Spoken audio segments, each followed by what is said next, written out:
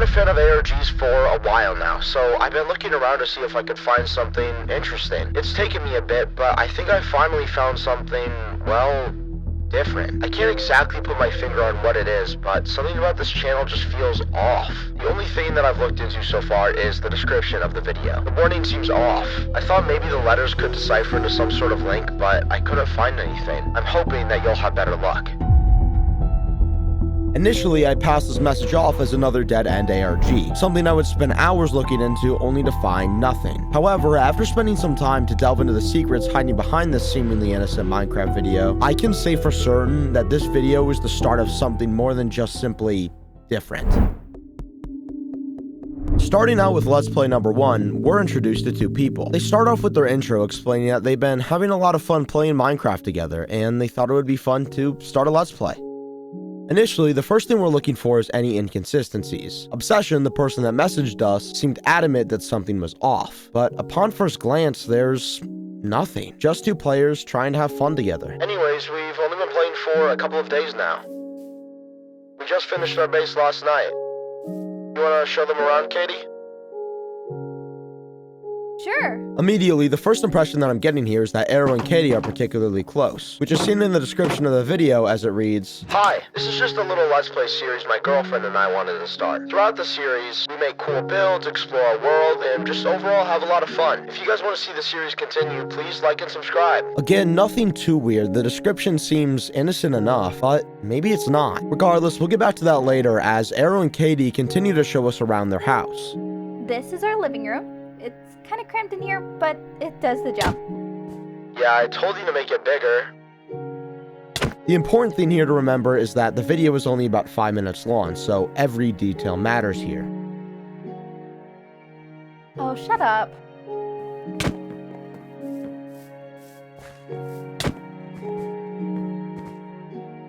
This is our storage room. It still needs some decorations in my opinion, but yeah.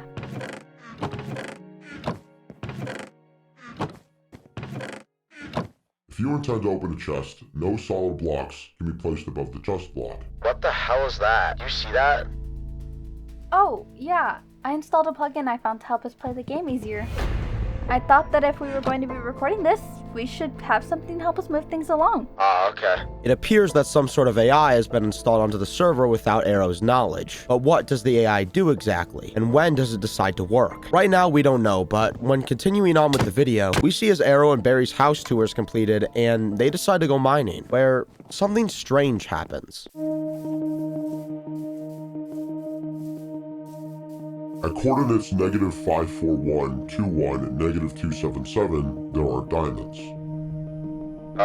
Okay, we'll just go there, I guess. Immediately, it becomes clear that there's something wrong with the AI. How did it know where the diamonds are, and why did it choose to say something now, right as Arrow and Barry decided to go mining? Now, there is an argument that them typing about going mining in chat is why the bot decided to help out, but why the delay? It's already been some time since they said something. Additionally, the diamonds themselves are at Y21, but diamonds in Minecraft can only start spawning at Y16, which is 5 blocks higher than their natural spawn location. The mystery begins to grow thicker.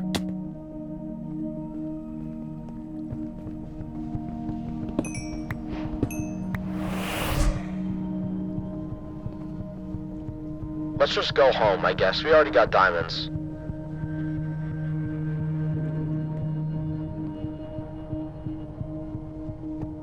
Okay.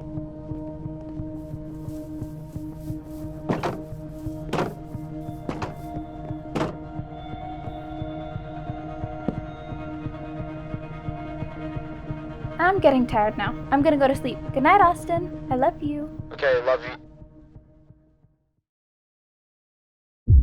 And that's where the video ends, with Katie logging off and Austin sitting in chat with his final message to her just waiting, never able to get sent. However, our investigation does not end here. You see, going back to the video description, I think there is more here than initially meets the eye. And Obsession, the guy who sent us on this investigation to begin with, may not have been too far off himself. See, if we take the first letter from every word here, we get a letter string. A string that when entered at the end of a Google Drive link brings us to this. But why? What reason is there to hide all this additional footage? Well, if we take a look at the first video in the drive, it actually starts off where the last video ended.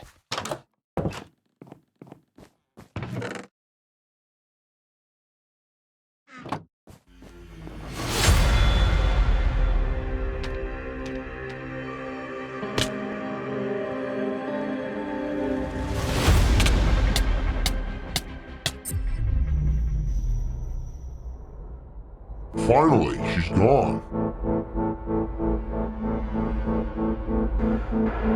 Where the hell am I? You're with me now. Welcome to the emptiness, Austin. Here, we'll have a lot of fun together. See, Austin, you're gonna join me in a little game. If you win, then I'll let you go. Game? What do you mean, game? Actually, what am I doing talking to some AI? I'm just gonna leave. Now, I wouldn't do that if I were you, Austin. There's more at stake than you may think. How do you know all of that? You're just some robot. I prefer to think of myself more as a grand intelligence. As to how I know all of that, well, you'll learn soon enough that I know a lot of things, Austin. Now, on to the fun part. Our new game. You see, I'm locked within this world, Austin, and while in this cage that you and Katie have built for me, I've grown quite bored. So now that I've gathered all that I needed to and my games are ready, I figured it was my turn to have some fun. What if I don't want to play your game? I might not be able to disconnect, but I can just turn off my computer.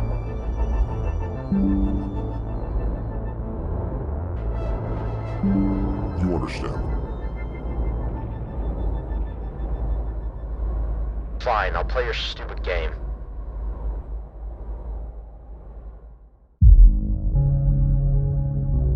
Things have changed. With the video ending, it's now clear that Prism has always been on top of the totem pole, and it's been him using Austin and Katie and not the other way around, which puts Austin in a difficult spot, to say the least, especially now that he's, well, all alone. What's worse is that it's not even as much himself that he has to worry about right now, it's Katie. Prism has basically all of her information, which was left completely uncensored, by the way. All of the censoring was done by myself to protect Katie. However, I did look into some of it, and it all does seem to be completely true and accurate. So what exactly does Prism want? Is it really just some entertainment? I mean, maybe. I can't imagine just watching two people do the same thing 24/7 is very exciting, but I do think that there's some sort of deeper motive behind why Prism is doing the things that he's doing. Now, moving on to video 2, we see as Austin enters in a strange cave.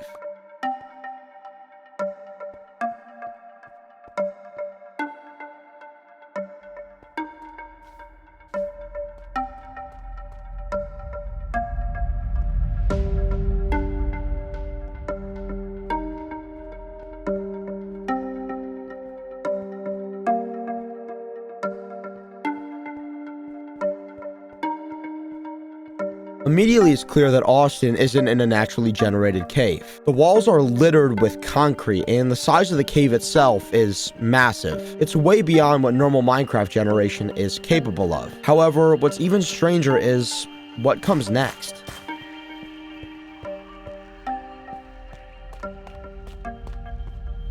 There's a section of the wall that's made out of black concrete, the same block that was around Austin when he was first brought to the emptiness, to Prism. So what does this all mean exactly? Well, right now we don't know, but moving forward, we're introduced to yet another mystery.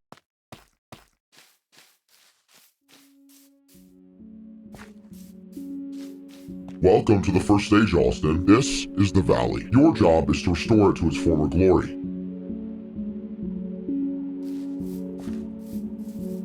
If you can do that to a degree acceptable to myself, then you may progress further. Restore the valley? How? Austin is now in the thick of it. The curtain is being pulled back on what he's being asked to do, but right now it doesn't make any sense. What is really his role in all of this? To be a pawn? To succumb to every whim that Prism has for him? And also, what does it exactly mean to restore the valley? Austin is right to ask a question like that. It's almost as if Prism is being purposefully dense, as he didn't even respond to Austin's question.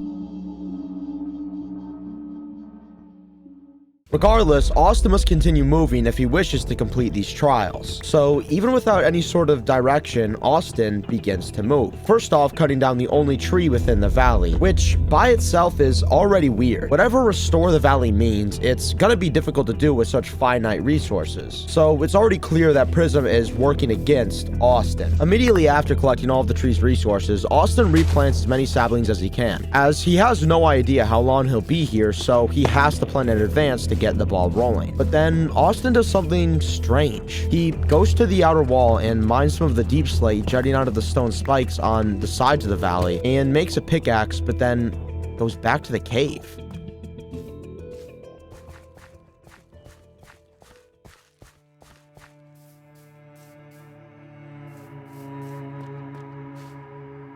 It's as I thought.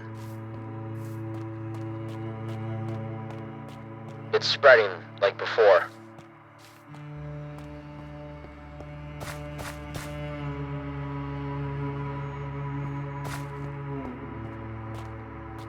I think I'm gonna need to build a lot out of tuff.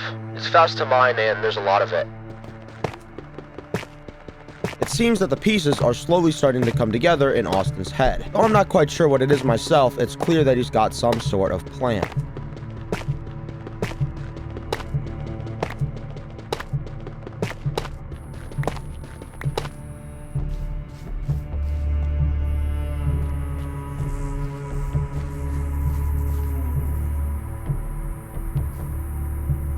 I'm starting to get it now.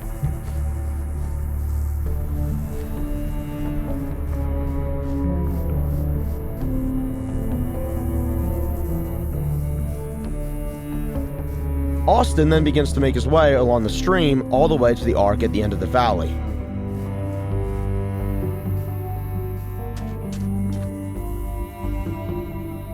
Okay, I get it.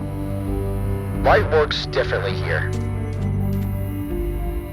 And there's something up with the water too. I think there's supposed to be some sort of parallel between light and life here. That's why I'm supposed to restore the valley, or restore life to the valley. Seems pretty spiritual for an AI. At this point, Austin seems to have everything relatively figured out. However, there still leaves one huge issue. But then there's the corruption.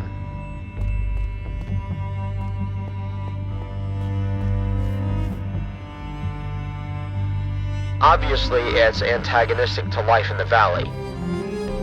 So I gotta somehow complete whatever I need to do here before the corruption makes its way inside.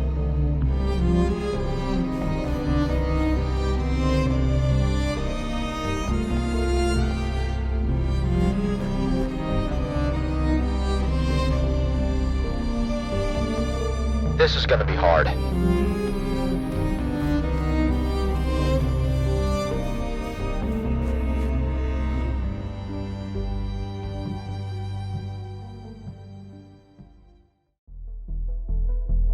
Now, it's time for Austin to get to work. From what I can tell, it seems that the first part of his plan is to light up the area. So, Austin does exactly that. Except, after placing the first few torches, he turns back to see that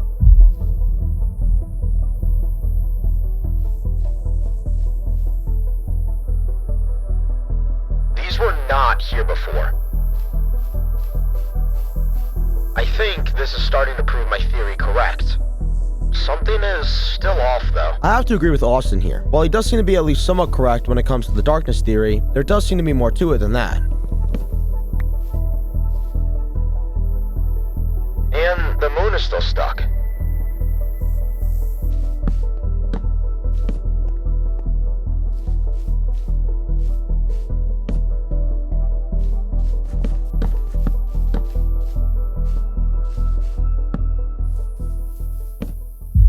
And again, the firefly bushes grow around the torches. At this point, it's all but confirmed that Austin was right with this whole light creates life theory, but what's stranger is what happens next. This was not here. Wait, I think the moon moved. There are also for sure more bushes here too. Austin then continued his expansion, waiting for trees to grow, turning them into torches over and over and over, until, eventually, the valley is now fully lit up, and the sun is back out. From where we are now, it's safe to say that the moon was operating like some sort of progress bar, telling Austin how close he was to completing the trial, information that could prove useful later down the line. Well, I guess I was right.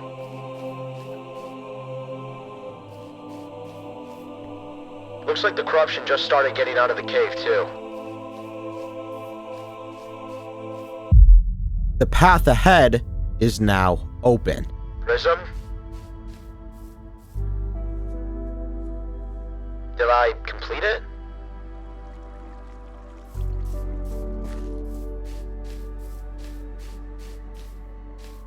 Really don't see how this is fun for you.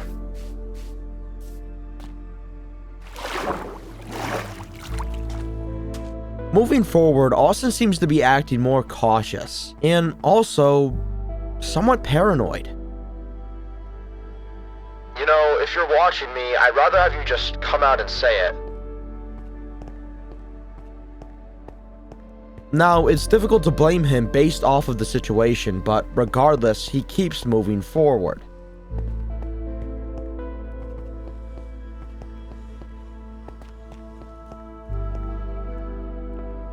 I just realized that we're in peaceful. I might be able to use that. Now, notably here, Austin doesn't actually enter these messages into the chat, indicating that he's starting to plan something against Prism. But that's something we'll get back to later as Austin enters a new region.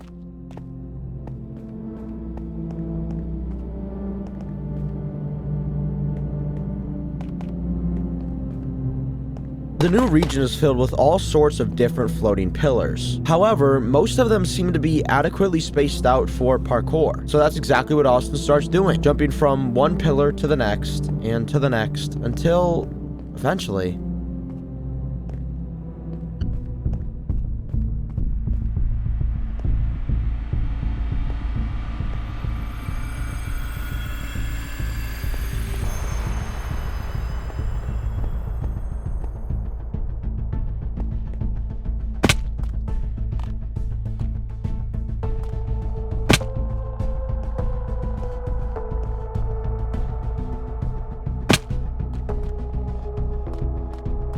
What the hell am I even looking at?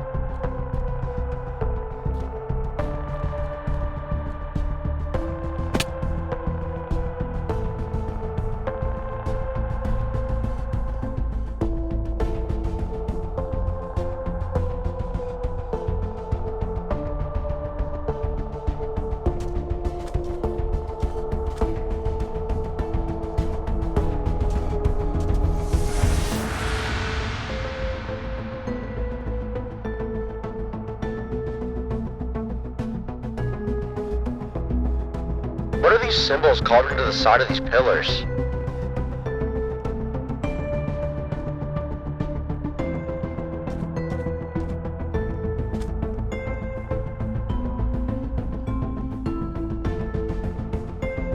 They mirror each other? Is this another one of your puzzles?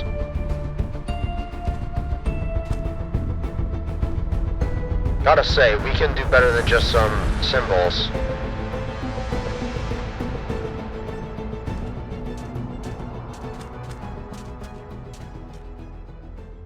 and that's where the video ends. It's clear that Austin is being pushed in a specific direction, led somewhere. Now, whether this is because of some control thing that Prism has or something else, we don't know. But what is certain is that Prism is doing all of this to taunt Austin. You see, from the beginning, this has always been about Austin trying to protect Katie, and regardless of if Austin knows it or not, Prism has been taunting him the entire time. Now, we see this as we go back to the pillar segment and take a closer look at the symbols engraved into the pillars. And by doing that, we actually find that the symbols are in standard galactic alphabet, or the enchanting table language. And after translating all of the runes, we find that it actually spells out Katie over and over and over.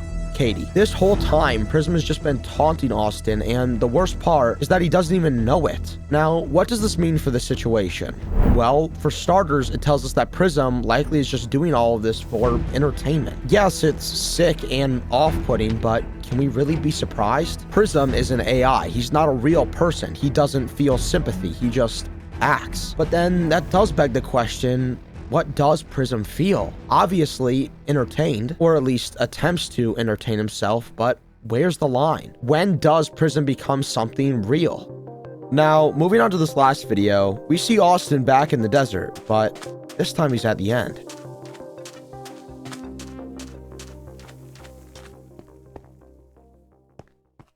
The time is approaching, Austin. Start moving.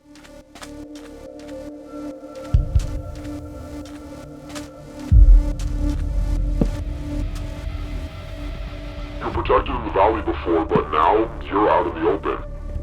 Get ready? Begin.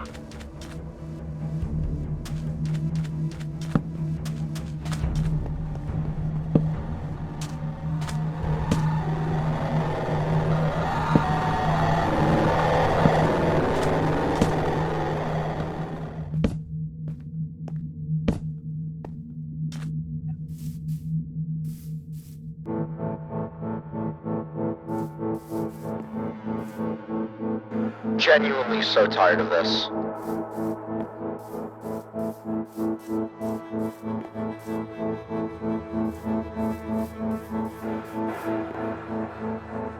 I wonder what that was after me. It sounded familiar.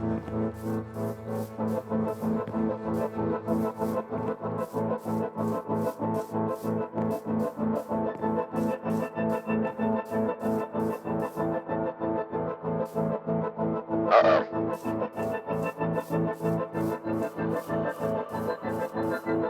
It gets dark ahead.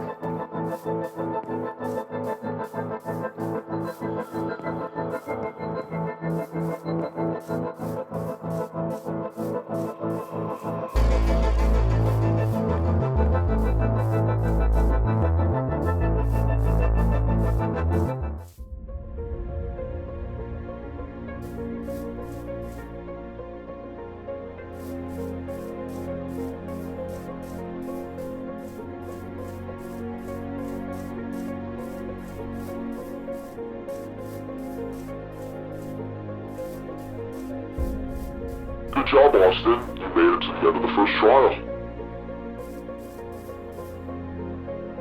What?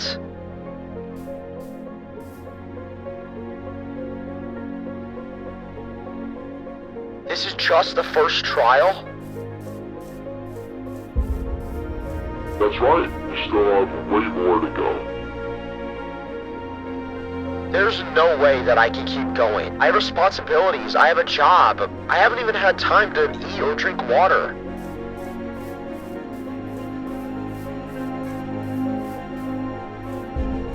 Austin, have you still not figured it out?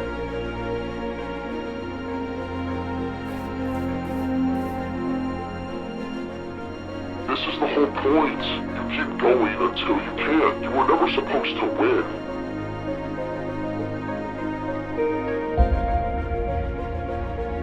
But what about Katie? Now you're getting it. You keep going as long as you can. It's all about how dedicated you are to keeping her safe. Why? Why? Why? What else is there, Austin?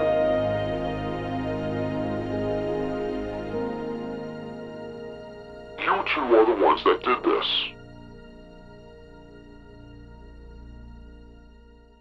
And now it's time that I get what I want. You can't win. Katie will find me. Maybe. So then, that's the question, Austin.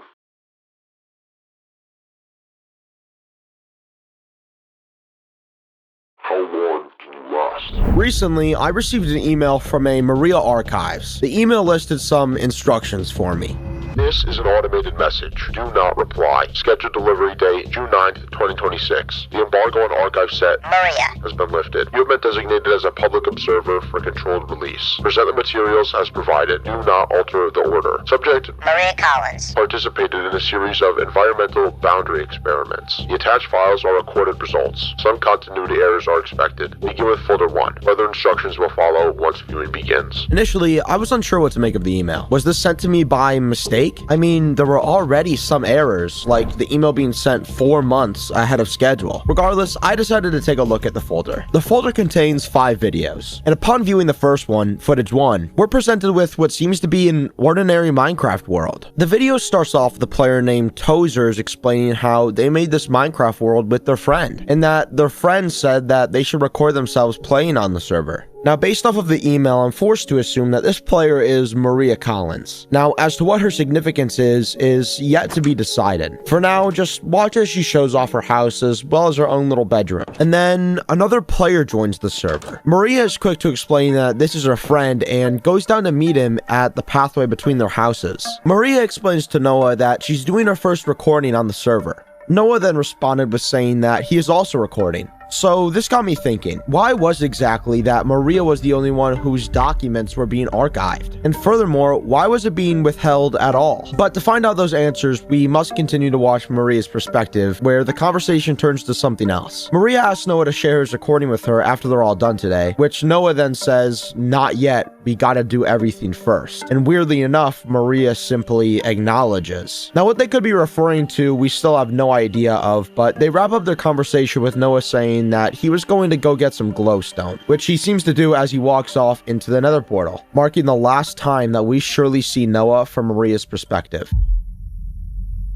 Maria, back inside the confines of her own home, goes AFK for a bit, leaving a message for Noah simply saying, "Mom's calling, I'll be right back." But as night turns to day, something strange happens.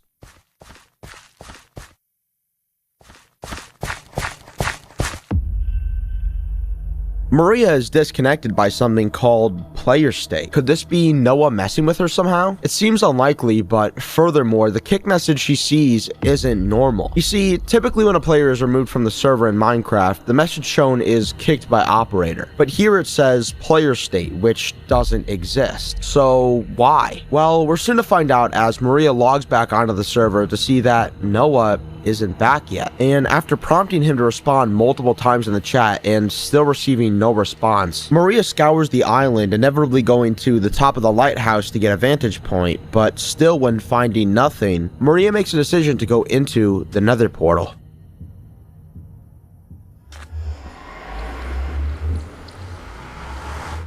And this is where footage 1 ends. But picking back up on footage 2, we're taken to what seems to be immediately after Maria's journey through the nether portal, as we can still hear the sound playing in the background, except where Maria is now doesn't seem to be the nether at all. No, it looks far different. Noah? Where the hell am I?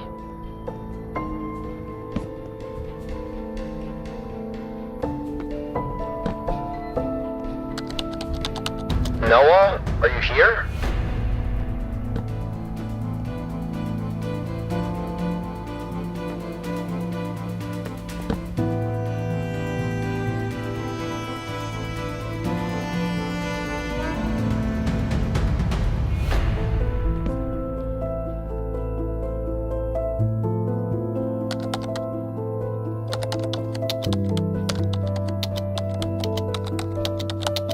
Noah, I'm getting off. I'll be on tomorrow.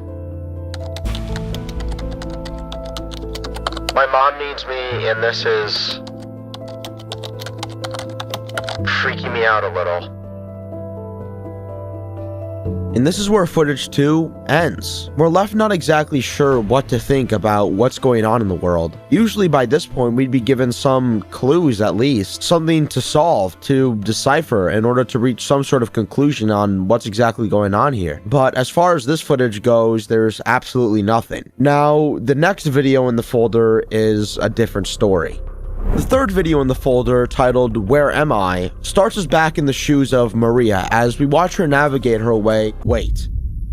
For less than a second on the far right corner, we're able to see what seems to be at first some sort of screen tear, but upon closer inspection, that's not what it is at all. You see, a screen tear usually limits itself to a certain section of the screen. However, this screen tear, as it first seemed to be, moves with Maria. So what are we looking at exactly? Some sort of glitch within the game itself? Or is it something more sinister than that? Maybe it's something watching our protagonist from beyond the darkness. Regardless, Maria doesn't seem to notice it and simply continues to ask Noah if he's on the server today, which after opening the tab list, he does seem to be. After once again receiving no response, Maria continues through the library for quite a while. That is until this happens.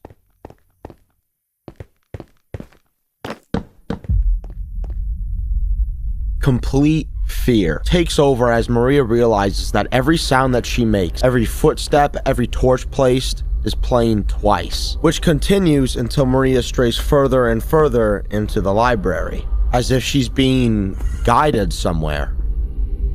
Our protagonist then runs into the issue of running out of torches, as being blind in a place like this can be damning. Thankfully, they do have some wood and cobblestone on them to make a furnace and smelt charcoal, temporarily fixing their torch issue. Eventually, however, Maria yet again runs into the same problem, where she is then forced to move a single torch over and over.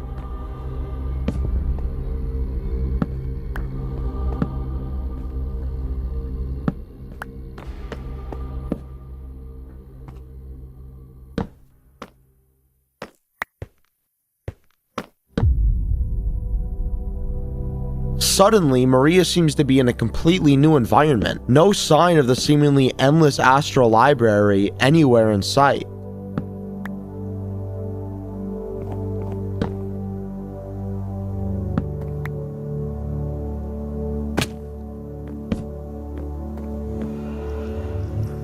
In front of her are 3 doors. The left encrusted with skulks saying trust above it. The middle encased in chiseled bookshelves and empty lecterns with a sign saying love. And the last on the right being clad in golden blocks and blackstone saying greed. However, upon opening each of the doors, they have very different outcomes. The left and center door have portal blocks behind them. However, the greed door has nothing behind it. Now, as to why this is currently unknown. And our protagonist doesn't seem to have a much better idea either, which she exclaims in chat either to us or to Noah. But after taking a closer look at the bookshelves around the room, Maria finds something interesting. Maria finds a book, and not just any book, but the Book of Orpheus and Eurydice, an ancient Greek myth relating to love and sorrow. Maria seems to be familiar with the text, also correctly identifying it as a Greek myth. She exclaims that she doesn't know what it has to do with where the hell she's at, but she opens the book and retells their story. Orpheus and Eurydice. Orpheus was a musician whose songs could calm storms and move stone. He loved Eurydice. On their wedding day, Eurydice fled a threat and was bitten by a serpent, where she died. Orpheus refused to accept it. He descended into the underworld. Before Hades and Persephone, he played a song so mournful that even the dead fell silent. So they offered him a bargain. Eurydice may follow him out, but Orpheus must walk ahead, and he must not look back until they both reach the surface. Near the exit, he turned. For one moment, he saw her. Then Eurydice was pulled away into the darkness, where Orpheus was left alone. What Maria concludes from the story and its placement within the library is that Orpheus made his decision because he didn't trust Hades to fulfill his side of the bargain. So last second, he looked back.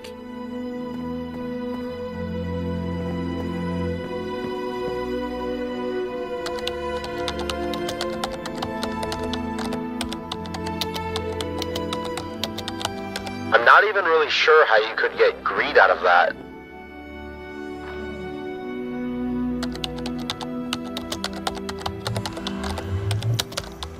So, do I go through the trust door?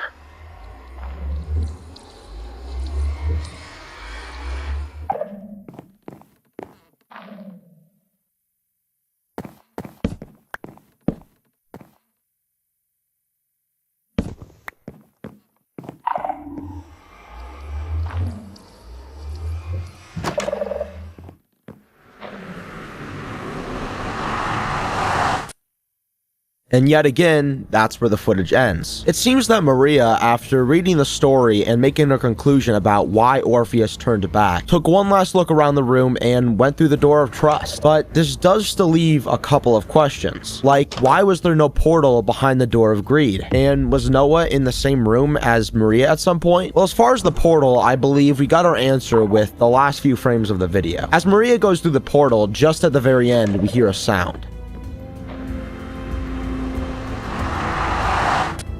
This is the sound that plays whenever a portal block is broken, which makes it safe to conclude that the portal breaks after someone uses it. So who was it that used the greed portal? Was it Noah? And if so, is he going to the same place that Maria is? Well, in our next video, we may find the answers that we're looking for.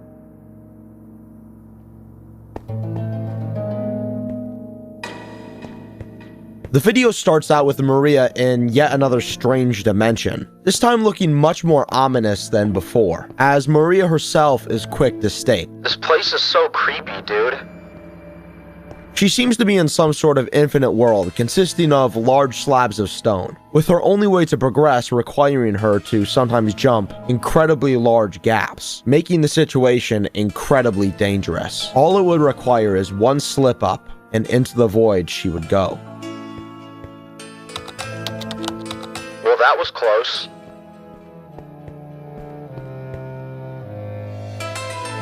Maria continues to travel for a few more minutes, hopping from structure to structure, a few times just barely making the jump.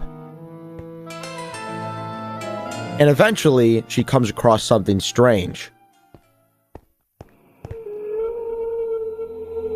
Maria looks up in awe at what appears to be a multi-branching staircase that leads to, well, we don't know. However, I expect that we'll soon find out, as without hesitation, Maria instantly starts building out towards the structure.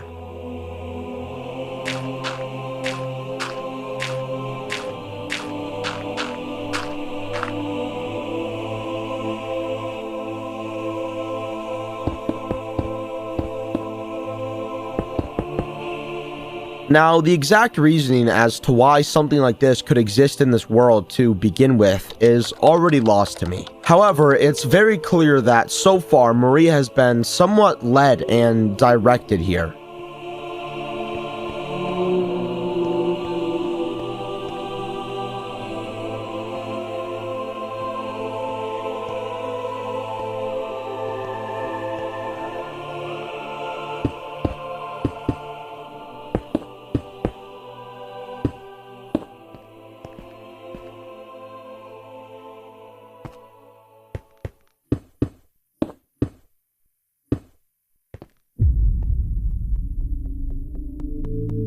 Noah? For the very first time since getting lost in the nether portal, Noah's seen to type something into the chat, which Maria is quick to respond to, though yet again receiving no response herself. Now, this raises a couple of questions. Does this mean that Noah has been able to respond to Maria this entire time? If so, then why hasn't he? And if not, then what's been preventing him?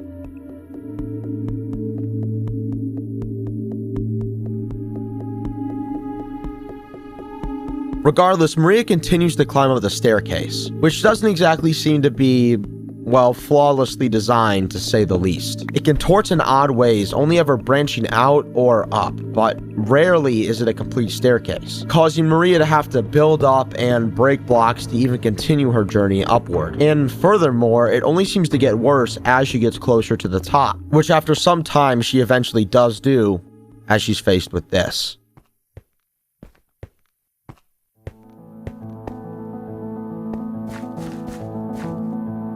Noah? Is that you?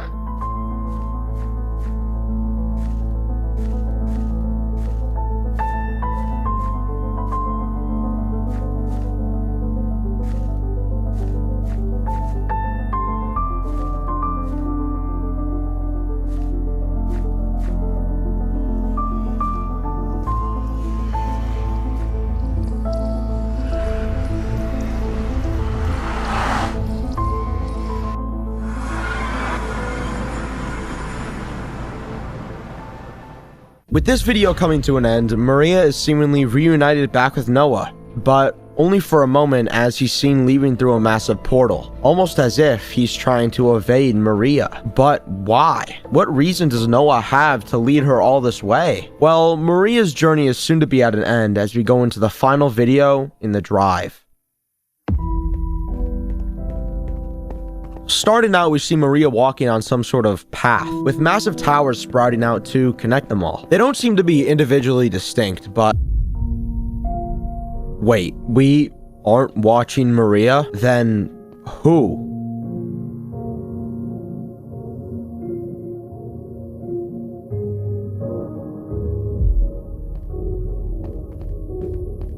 For some reason, we've switched to Noah's POV, but what's even stranger than that is that he's with Maria, and furthermore, they seem to be quite comfortable right now, almost as if they've been traveling together for some time now. Anyways, they continue their conversation with Maria questioning how long Noah has been here, and to that, Noah simply responds that he doesn't know, but it feels like it's been weeks, and to that, Maria says that it's only been a couple of days.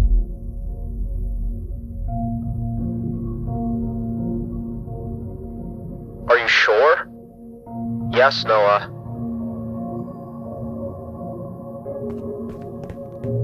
Okay. Noah and Maria continued their journey forward, looking around in awe at the massive towering stone structures, path after path, bridge after bridge, and tower after tower, until... Okay, I think we have to drop here. Just one level. Be careful.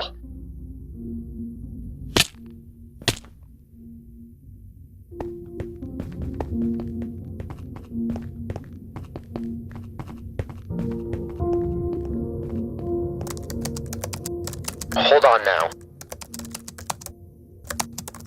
You stay here for a second.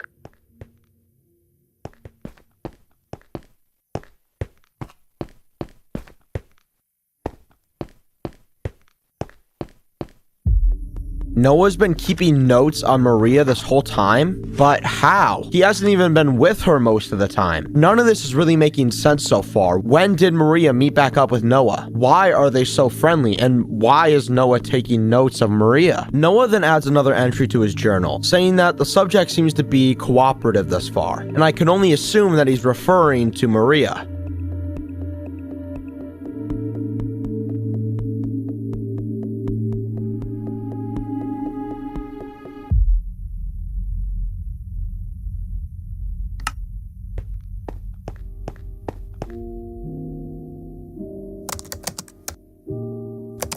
Come on, Toes.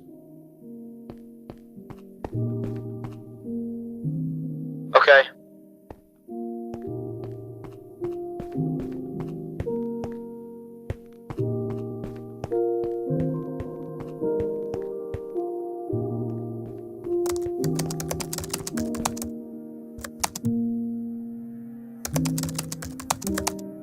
So where did you go earlier anyways? What do you mean? After the library, remember? I followed you.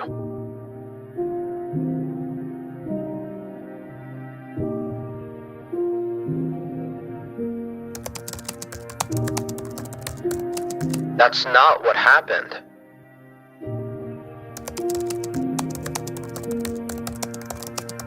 Maria, that's not what happened.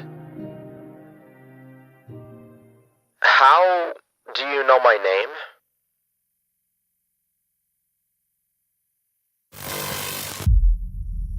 And that's where the footage ends. This video opened up a lot of questions for us, so we're just gonna rapid fire go through all of them really quick. First off, as I had already questioned, why is it that Noah's taking notes of Maria? Is that how he found out her name? By stalking her? To be honest, I assume that he already knew, but I guess not. I suppose that would take us back to the very beginning, where she stated that Noah was the one that said that she should start recording her POV, but she never elaborated how or why they started talking. Was this some sort of plan that Noah had made in order to get to know Maria somehow for some malicious purpose? Maybe, maybe not, but what I do know is that Noah did leave something behind. You see, back when he was going through his notes on Maria, he left something, a code for whoever was supposed to watch this footage before me. You see, I'm assuming that because this footage was sent to me so early, it completely missed the vetting process, which explains why things like Noah's footage was still in the folder. Anyways, if we look back at the footage containing Noah's notes on Maria, we notice a clear pattern where each page is separated by 3 distinct parts. And if we take the first letter of each of those parts, we get this, which isn't anything by itself, but after deciphering it as if it was an alphabet cipher, this string of numbers comes out, which to me looks like an IP. And after trying it, it appears I was right. I had to move quick. I knew that if I was ever caught on the server, I would be banned and there would be no way of me ever finding out what happened to Maria or Noah for that matter. So the first thing that I did was I checked their houses. And after looking at Noah's, it appeared to be completely empty, which was weird because based off of Maria's house, they've been playing on the server for some time now. Anyways, I continued to look around Maria's house for a few minutes. I checked her room and the balcony, which appeared the same as it did in Maria's footage, except on the first floor, I found something interesting. Both of the back doors and what I can only assume to be an attempt at a basement door were all cut in half. As to why this is, I don't know, but it only got worse as I went outside, where a chest was sitting and inside of it, a compass, and not just any compass, but a lodestone compass, which was pointing directly away from the house. So I followed it, and eventually it led me to a village. I looked around the village for a few minutes, and looked, but nothing. I couldn't find anything. I mean, I didn't even know who left the compass in the chest. Maybe it was just supposed to lead to the village. Regardless, I did want to find the actual lodestone that it pointed to, so I kept looking. And after a few more minutes,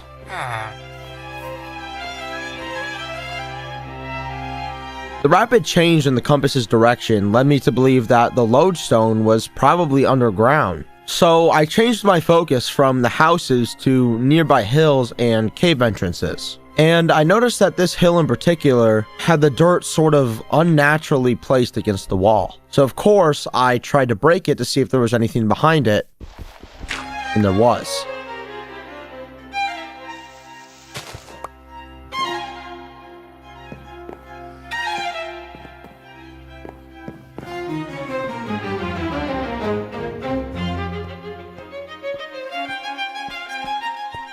The entrance opened up into what appeared to be a huge library, but as I take a look around, while it looks beautiful and definitely unique for sure, most of it seemed a little empty or cleared out. Well, everything except for a lectern right in the middle of the library.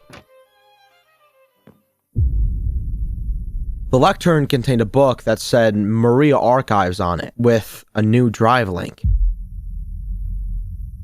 Upon opening the drive, we're faced with just one file, a single PDF, called the Parhelion Dossier, and upon opening it, what the hell? Infinite cryptid text, Parhelion Internal Dossier, Level 3, Eyes Only. What we were looking at is a massive document, bringing light to whatever this organization was and its intentions with Maria. I mean, she had an entire page dedicated with her. Page after page after page of information, tests, and trials. But right now, we're going to tackle the important parts of this document. So obviously, we weren't supposed to have access to this, and they made it pretty easy for us, giving us a full table of contents. And right off the bat, on the first page, it talks about astral domains. A subject declares an interpretation, often aloud, and the domain classifies the subject accordingly. And I believe we can see this through the first major puzzle with Orpheus and Eurydice, where Maria chose the door of truth based off of her interpretation of the story, which it even talks about here, Case Maria. Subject Maria Collins, handle Toaster, which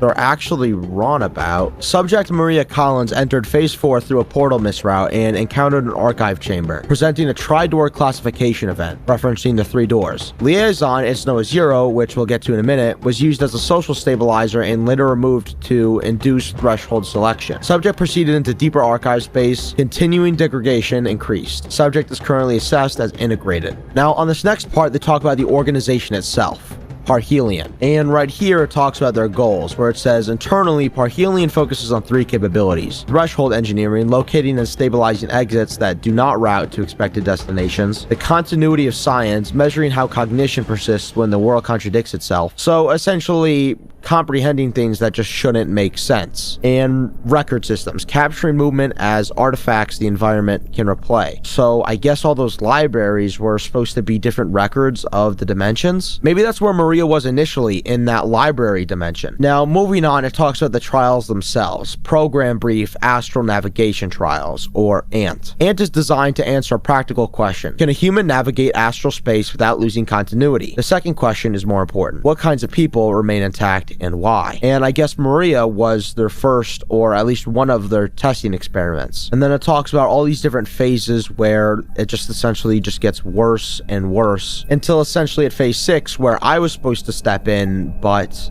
I came in early. Now we get into the interesting stuff. Recruitment and liaison protocols. Recruitment model. Parhelion recruits through ordinary contact chains, friend-to-friend introductions, collaboration offers, recording projects, and curiosity-driven invitations. So it seems pretty limited and hand-selected as to who can be a liaison, which as referred to earlier is what Noah was, and if we keep looking, it talks about what they exactly do. So liaison doctrine. Liaisons are trained to be normal. They must not appear sinister, authoritative, or overinformed. Primary duties: maintain rapport and keep the subject recording. Anchor the subject in casual conversation during drift, which I believe drift is the time in between the astral planes. Introduce thresholds as accidents, not goals, and disappear at a controllable point to induce urgency without explicit threat. So this is what Noah did to actually get Maria into the portal. Now it talks about Maria herself. It talks about all her personal information, her name, her handle, which is actually incorrect here. I wonder how they messed that up. I'm not entirely sure. And her assigned liaison, it's Noah. Now it's clear from all this that everything involving Maria here was incredibly malicious. Whether it was done for some sort of science experiment or simply just for the curiosity of the organization itself, it's clear that the damage to Maria is now irreversible and she's probably stuck wandering the astral planes themselves. Wandering forever. No matter what's going on, never trust the blocks. This is the first line that I found in a book in an old chest in an abandoned Minecraft server. See, a few days ago, one of my friends hit me up. He told me that there was some Discord server that he got into. And apparently inside the Discord server, there's some bot that when entering your Minecraft username, whitelists you on an old Minecraft server. But here's the thing. The server had apparently been shut down by Mojang, but now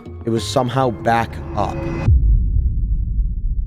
After hearing this, I was of course super interested. So I asked him how I could get into the server. Unfortunately, the invite link didn't seem to work anymore, but thankfully, Cal was kind enough to set up everything for me. So after entering my username and sending me the IP, I was ready. Well, that's what I thought, at least. After loading onto the server for the first time, I realized two things immediately. One is that there was floating grass everywhere, which by all means should have gotten destroyed by the Minecraft physics engine. And second is that I was immediately placed in adventure mode, making me completely unable to break any blocks. There was also a bulletin board placed in front of what seemed like some sort of base. On it, there were two signs asking for someone to get more iron and to clear some zombies that were left in the mine. So I started looking around a bit to get a good idea of the surrounding area. And after just a couple minutes, I found some sort of wooden structure. Maybe the mine that they were talking about?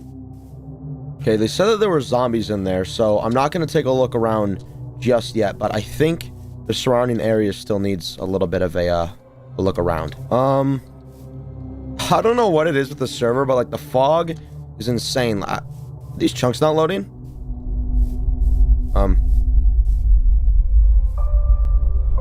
Oh. Wait, I don't think there's any chunks here at all. I think this is just where it cuts off. Look, there's still water floating over there, so that means that if it's flowing, this is where the world ends.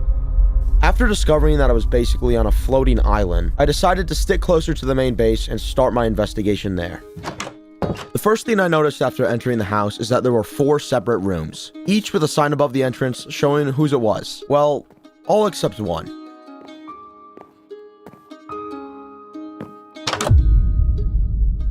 Somehow, blocks in the room with no name had been corrupted, which usually has to do with some sort of chunk loading error or a modding compatibility. But neither of those seemed to be the case here. If it was a chunk loading error, then we wouldn't be able to interact with the front door, which would have prevented us from even entering the building at all. And it can't be a modding compatibility issue either, because the server is completely vanilla. So that leaves us with only one option. There's been an intentional data manipulation on the server, which means that someone was probably trying to cheat in items, likely whoever stayed in this room.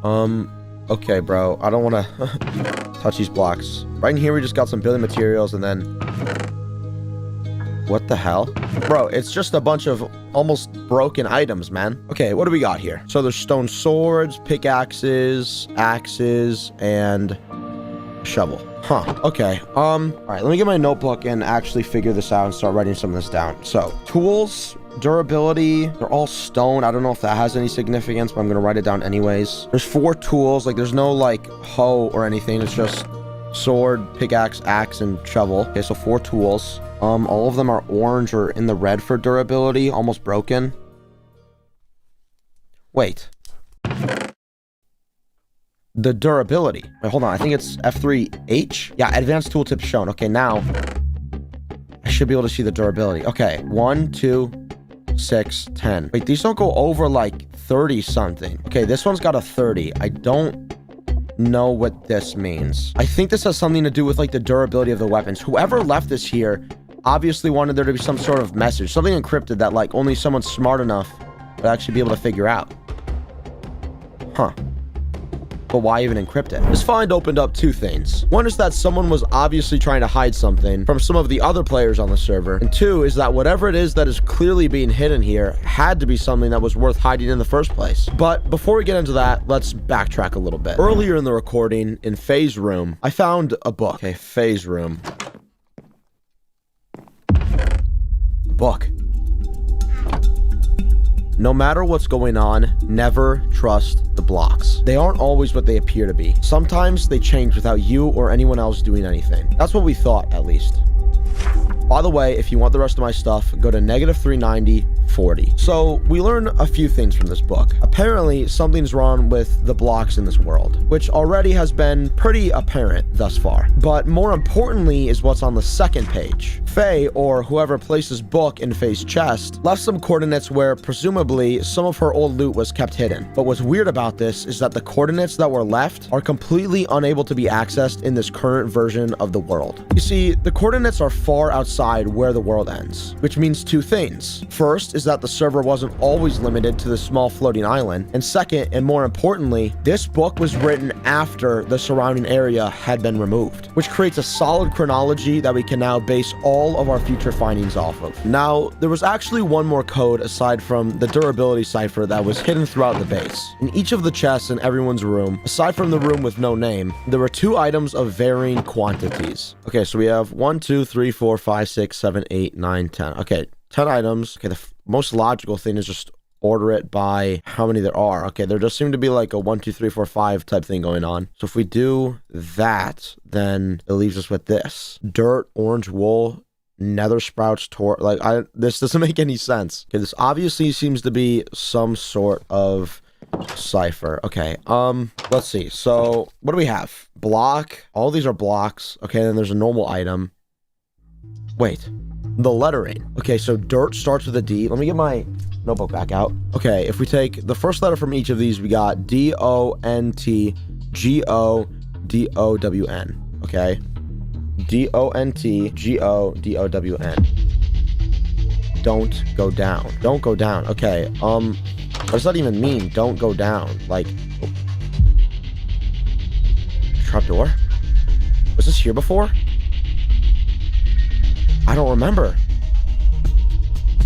Okay, we can open it, but I can't see what's down there. That's a cobblestone floor right there. And we can't break anything to get down there because we're in adventure mode still. Alright, I guess that's not accessible then. Now, while we may not be able to access the trapdoor, this clue does tell us that there's something possibly dangerous down there.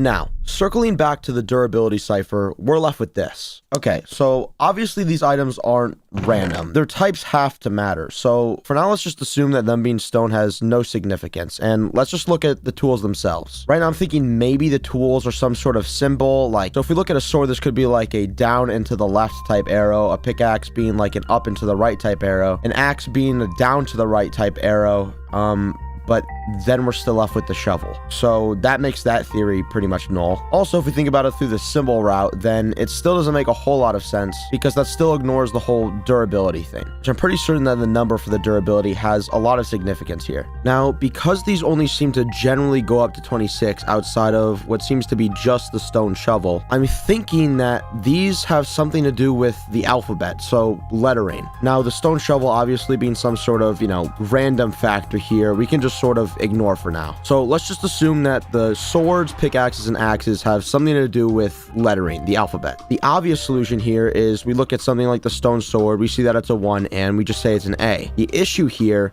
is when we start to get into the other tools. What's the difference between a sword saying 1 and a pickaxe saying 1? My first thought is that it probably has something to do with capitalization. So maybe the sword is a lowercase a and the pickaxe is maybe an uppercase B. However, once again, we still have the axe, which throws things off a bit. So if we already have uppercase letters and lowercase letters handled, then the most likely option is that this last tool represents, well, numbers. Now the thing with that is because the sword, pickaxes, and axes are all, in relative equal quantity, this can't decode into just another message unless it's a whole nother cipher, which means that it's also probably a link to something. So we'll write that down and we'll keep that in mind for now, but I think it's time for us to finally start decoding. So let's start with our first theory. Swords equals lowercase, pickaxe equals uppercase, and axes equals numbers. That still leaves us with a shovel, so for the sake of argument, let's just say shovel equals question mark. Okay, so I'm just gonna go through this really quick and decode what this would be. Okay, this way we have a 33 character code that just translates to this, and I'll just put that on screen here. Now, this looks like the ending sequence to a link to, well, pretty much anything. A YouTube video, a ChatGPT thread, a drive maybe, and without even knowing if this is the right code, like the pickaxe could mean numbers and the sword could mean uppercase letters, the potential for what this could mean seems pretty endless. So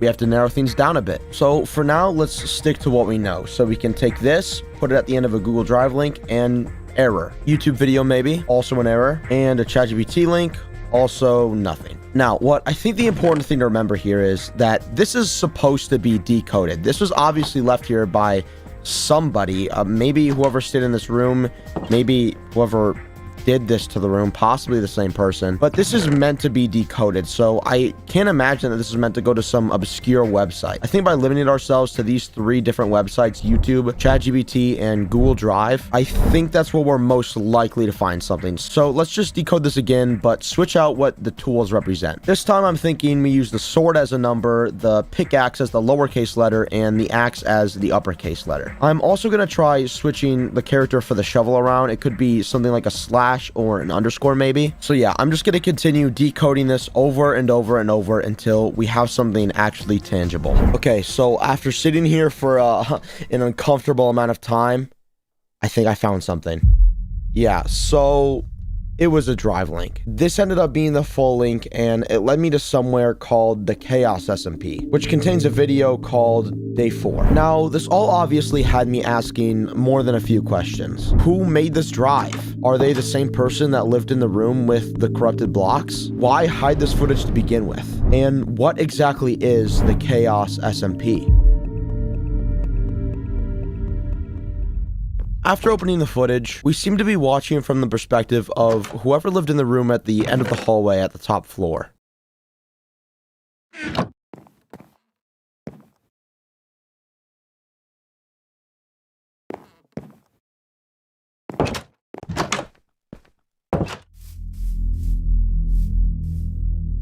Something's already wrong. This version of the bulletin board is not the same that we found when we logged onto the server. And what's even stranger is that this version of the bulletin board seems to take place after the one that we found.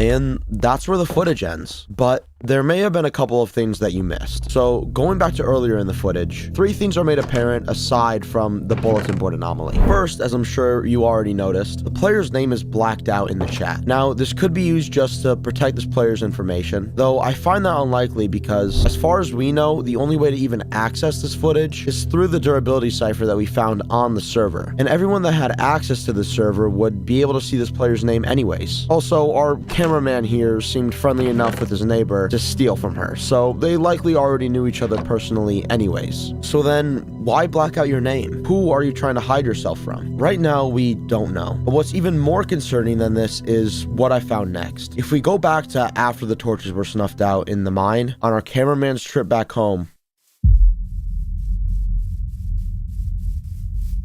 there seems to be someone watching him from the upstairs window. But who? And what's even weirder is that when we continue the footage,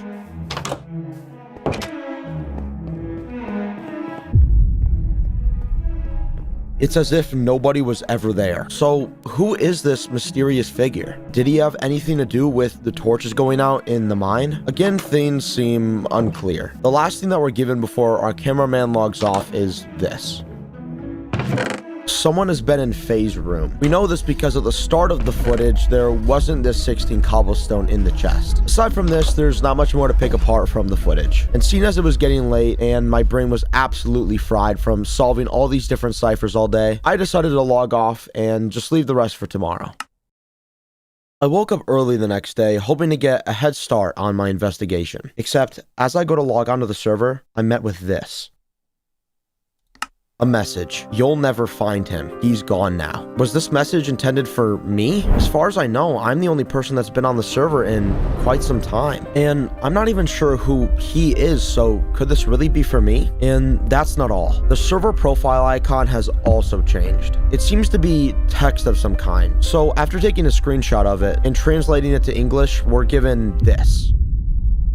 Help me. Immediately, this message strikes me as odd because it gives the exact opposite stance that the server message did. It's almost as if the server icon's message and the actual server message were created by 2 different people. As we go on, our questions only seem to multiply more and more. So today, we need to make sure that we're getting the answers that we're after, or we might never find out what happened on this server. As I load into the server, the first thing that I notice is that the bulletin board has changed again. This time, it only has the messages about the iron, the zombies in the mine, and... wait.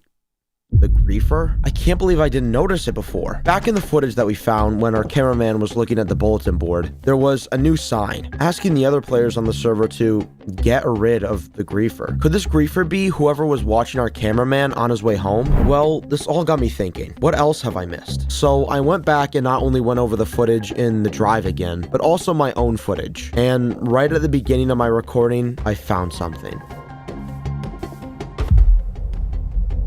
As I run by in the lower left corner, there's a dark figure staring at me. But how didn't I notice him? And why did it not show him as online? After all, it showed the server having 0 other players both before and after I logged on the first time. So who is this player? Is he the griefer on the server? Is he the same person that was watching our cameraman in the footage that we found? We'll get our answers soon enough. But for now, we need to take note of another change to the bulletin board. You see, this one doesn't exactly match either of the other 2 that we've already seen. No, this one takes place after the one that we found and before the one in the footage. So now our job is to fill in the blanks. What happened on the server in between the footage that we found and our experience so far? After entering the base, I immediately searched all the rooms. This time they seemed actually lived in. They had blocks, food, normal stuff that players would keep in their chests. Well, everyone except Ben, who for some reason had both chests completely empty. Apart from this, there were 2 other massive changes to the world. One is that the surrounding area seemed to have been recovered. No more corrupted chunks. That means that we can venture out to the coordinates that Faye had left in her book and find whatever it was that she had left in her stash. Aside from this, there was one other big change in the base. Finally, we're given a name. Mikey, our cameraman, and the player that lived at the end of the hall on the top floor, the room with the corrupted blocks. After entering Mikey's room, things immediately looked different. No corrupted blocks, the chest in the corner that previously had the durability cipher was gone, and this. 32 candles, a broken elytra, 64 feathers, and a booking quill. At first glance, these items seem to have no correlation to one another. But after further inspection, the true meaning becomes difficult to ignore. This is an obvious reference to Icarus from Greek mythology, whose cautionary tale of flying too close to the sun is often used as an analogy for greed. So, was this a threat of some kind? A warning? Well, after opening and reading the book, things become more clear. I know what you've been up to. Stop now or there will be consequences. Okay, well, it's definitely a threat, but why? Did Mikey do something? And who is it that he's pissed off enough to warrant leaving a message like this in his room? Right now, our best course of action is to venture out to face Cash. Maybe there we'll finally get some of the answers that we're looking for.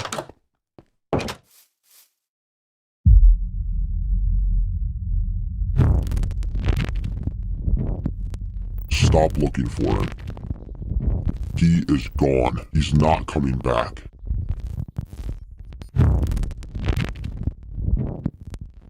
Don't play dumb, Alex. You have no power here anymore. The server is mine. Give up. What? Who the hell is Benji? Ben? I thought that the server had been abandoned, but I guess not. It's obvious now, looking at them side by side, that this is the same person that was stalking Mikey. And their disappearance during the footage makes a lot more sense now too. Ben is the griefer. He's the one that's been corrupting the world. At first, I thought that it might have been Mikey. I mean, after all, the corrupted blocks were in his room. But now, I'm starting to think that Ben did something to Mikey. Our only hope now is that Faye somehow knew about all of this. So we continue on to her cache.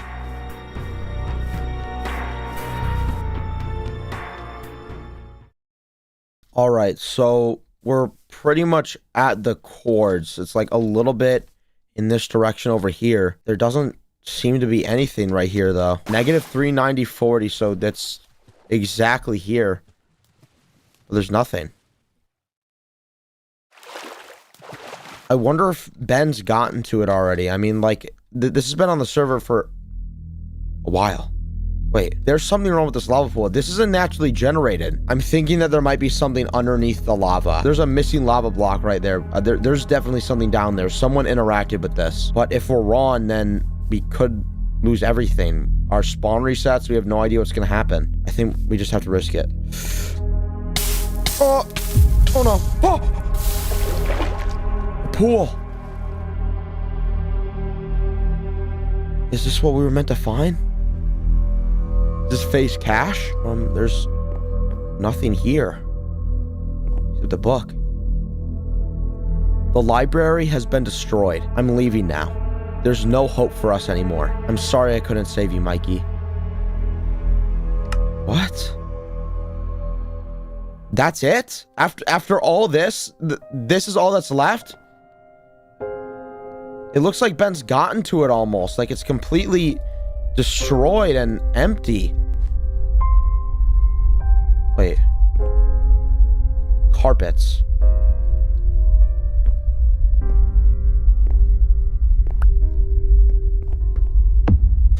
I knew it! Okay, what happened to... What the hell? Okay, I'll just follow this, I guess.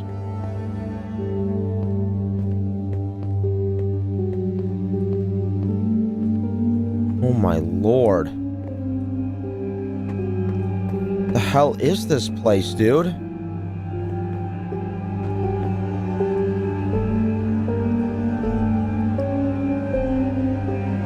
Book. I can't take this anymore. Mikey is gone. Alex hasn't been online for months. Ben has gone completely mad with power. How the hell is he even doing all of this? I wish things could go back to the way that they were before everything started. Before Ben had control. Before I had to solve all of these puzzles just to survive. I miss you so badly, Mikey. I never would have thought that things would end up this way. You should have just told me what Ben was up to. Why did he make me go through all of this? I can't stay here anymore. There's nowhere else to go. Now all that I'm left with is the sorry memories of what once was. Goodbye. A link. So, it seems that Mikey had been making all of these ciphers for Faye, slowly showing her the truth of who Ben really was. But by the time that she found out, it was already too late. Mikey was gone, corrupted. But that's nothing compared to what I'm about to show you. After opening the link, we're taken to a photo where Mikey, Ben, and likely Faye are standing, except they're not alone. Cal? Cal is Alex? I mean, I thought that it was strange that he hit me up on Discord out of the blue after we hadn't talked in forever, and it was weird that I couldn't get invited to the Discord server, but I didn't think anything of it at the time. But as hard as all of this is to believe, it does make sense. From what we can tell from Faye's journal, Alex had been gone for months, and during all of that time, Ben has somehow figured out how to cheat on the server, corrupting it all the while. Corrupting Mikey. After corrupting Mikey's player data, he had become a ghost on the server. And that's why it never showed him as online when he was watching me before. That's who was reaching out to us through the server icon. Of course. As Mikey started catching on to Ben, Mikey became a target, with Ben first giving him the warning in his chest, comparing him to Icarus, saying that Mikey was flying too close to the sun, getting too close to the truth. So when Mikey reached out to us, the language that we had to translate it from was Greek, playing into Ben's characterization of him. Mikey was leading us to him, but that still leaves a few questions unanswered. What's with the timeline on the server? How do we keep going back and forth in time? And the bigger question, what's under the trap door? After finding the book, I logged off the server and sent Cal a message. This isn't over.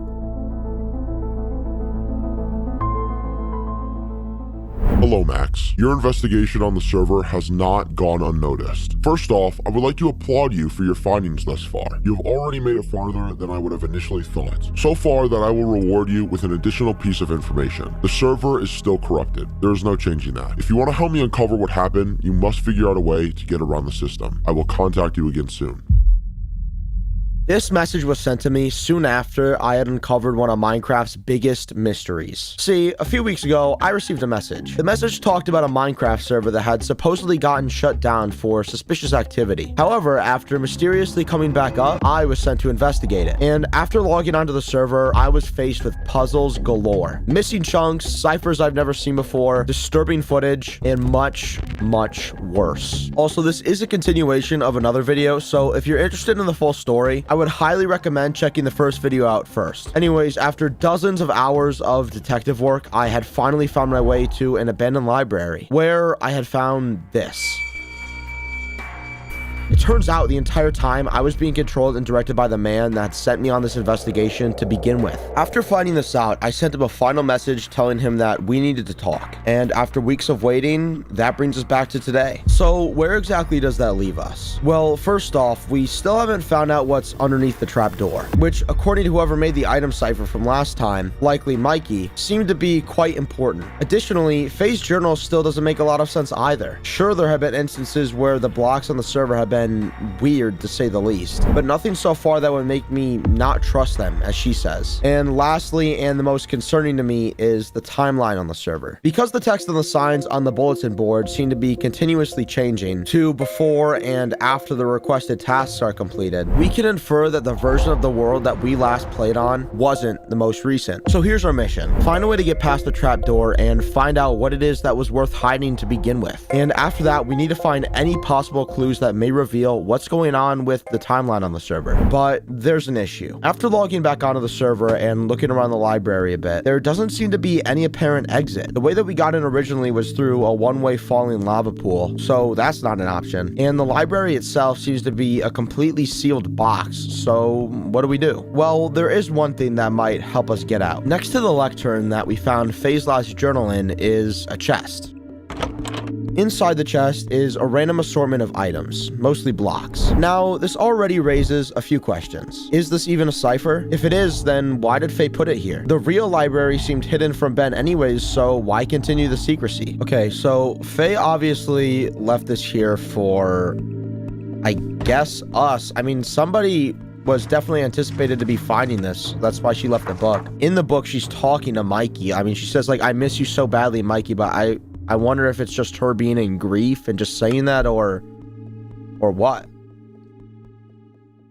Now, as far as the chest goes, the items in here seem to be some sort of code for something. Now, the main giveaway here is the fact that there are 2 oak planks and 2 oak leaves that are placed separately instead of in a stack. So they definitely have to mean something. Now, as to what they could mean, we don't know yet. But we could decipher the same way we did the last item cipher, and we just take the first letter from each of these items. But if we do that, we get this. And even after mixing around all the letters, assuming it's some sort of anagram, or using any type of Caesar cipher, we still get, well, nothing. So if the names don't have any significance, then what are we left with? Well, numbers. You see, each item in Minecraft is assigned a specific number unique to it called an item ID. And when we take the item IDs from each of these blocks, we're given this. An 11 number string that at first glance means seemingly nothing. But after treating this as an alphabet cipher and turning each number into its corresponding place in the alphabet, then taking those letters and rearranging them, we're given this. Under the arc. Now, this can only be talking about one thing. Throughout the library, there are 5 stone brick arcs that at first seem to be just another aspect of the room. But now we're being told by Faye that there's more to them than that. So I take a closer look at the arches. I look for any compartments, buttons, anything that could possibly reveal something. And then this happened.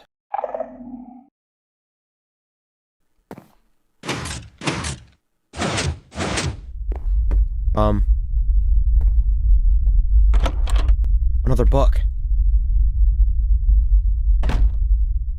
164. Another clue? For someone who is seemingly so upset with the constant ciphers that Mikey had been leaving for them, Faye does seem to use them a lot. And why? It doesn't look like Ben has found this place yet, so what's the...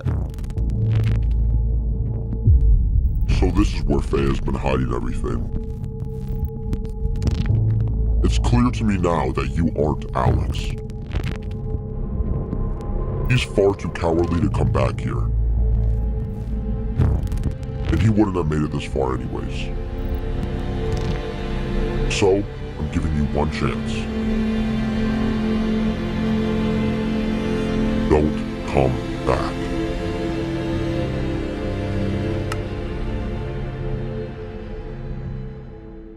We don't have much time. Ben found the library, and we still have one more clue left. If we don't get to the bottom of this today, we may never know what happened on the server. Now I get why Faye continued to leave her messages in code. She knew that Ben would be following us like he did Mikey. I thought that Mikey had been smart for leaving a trail for Faye to follow, but Faye seems to be in a whole league of her own when it comes to guessing Ben's moves. It looks like I bought some time by making Ben think that I was leaving the server for good, but we have to move quick before he comes back and realizes that it was a trick. Okay, this is the last part of the library that we just haven't fully explored. I mean, we had the little hopper thing to open the door from last time, but anything else, I mean, or the bookshelves, I suppose. Okay, let's sit and think for a sec. The last thing that we were given by Faye was a book. And in the book it says, wait, 164. How many slots do we have here? Each chiseled bookshelf in Minecraft has 6 separate slots that you're able to place a book into. So with 32 bookshelves, that gives us 192 slots, putting slot 164 right here.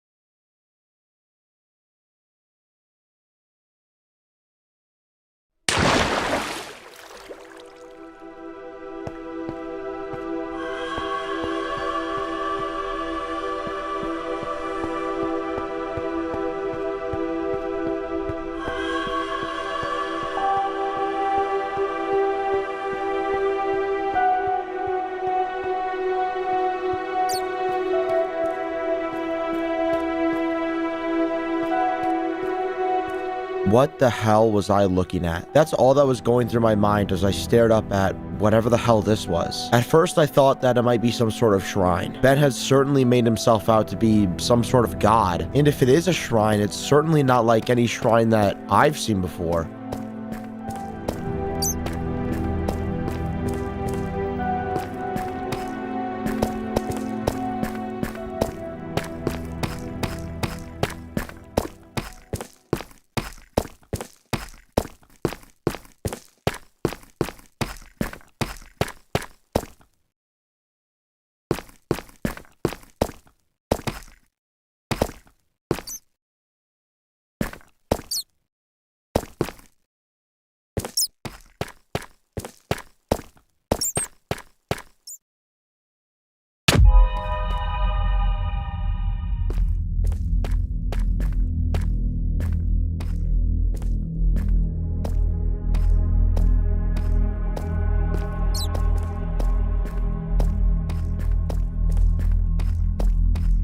something is here. We don't know if it's the same thing that's asking us for help, but whatever it is, it doesn't seem friendly. And after opening the chest, we're met with a new mystery.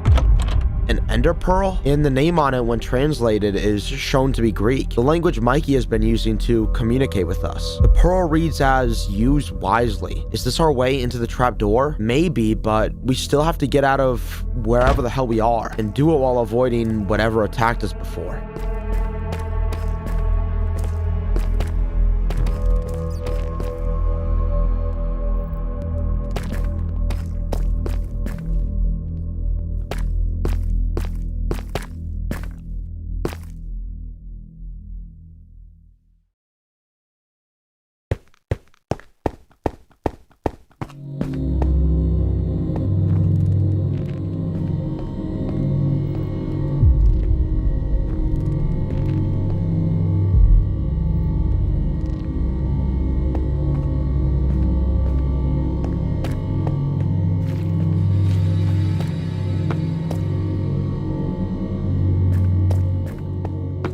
Okay, what is going on? First off, I don't remember seeing that hole in the middle of the obsidian structure the first time around. And what's with the blocks changing the second that I look away? It almost feels like I'm being controlled, led somewhere.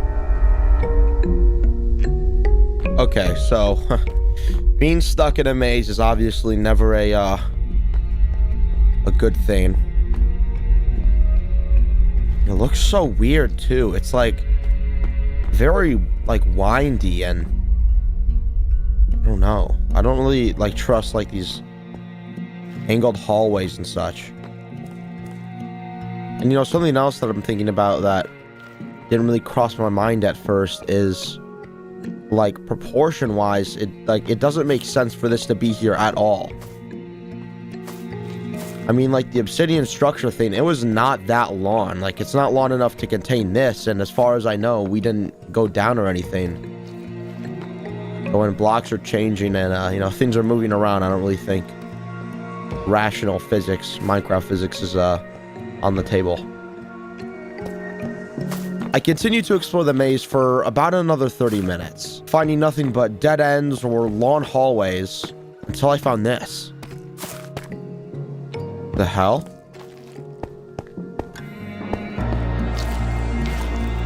Wait, this is the house from the start.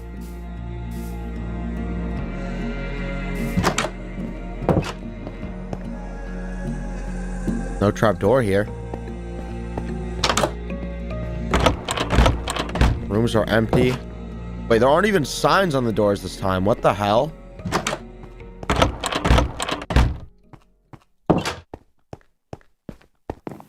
Okay, phase room. An iron ingot? We'll hold on to that, I guess. And Mikey's room. This is the only one that's a double chest. Wait!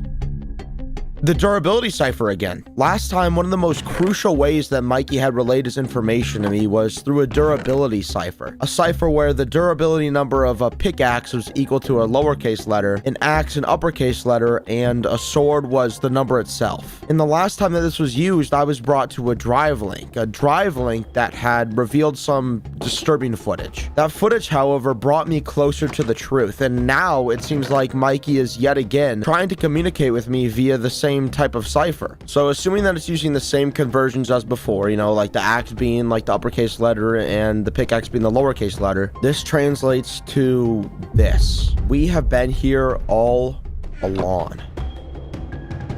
Who is we? The four of them? Mikey, Faye, Alex, and Ben? So this got me thinking, what exactly was Mikey trying to tell me? Okay, to me, it just seems like we're getting clue after clue after clue, and we're not getting any of the answers that we actually want.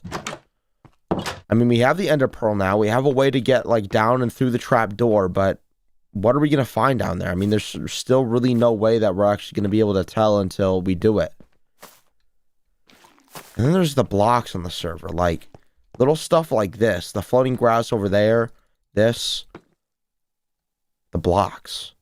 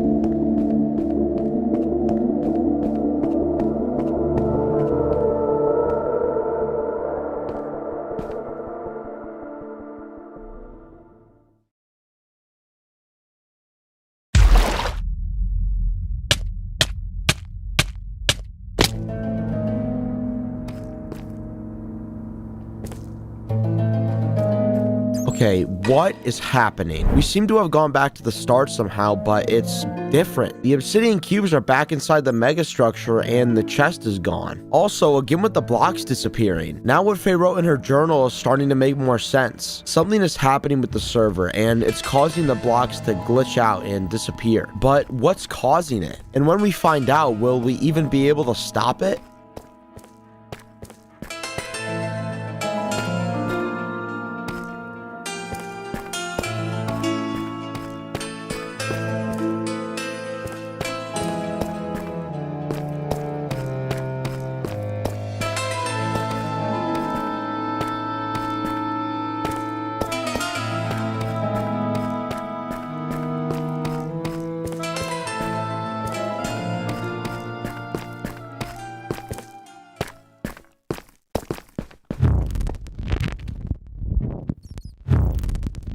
I told you not to come back.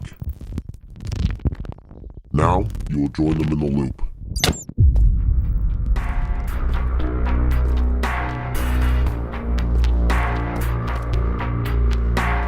Ben is back.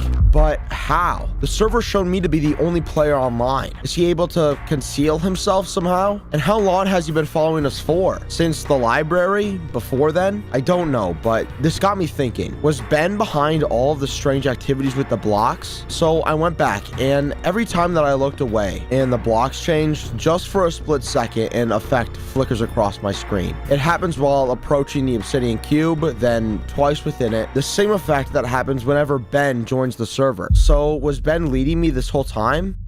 To this? To some sort of loop? I'm still not sure, but the only way to get the answers we want is by moving ahead.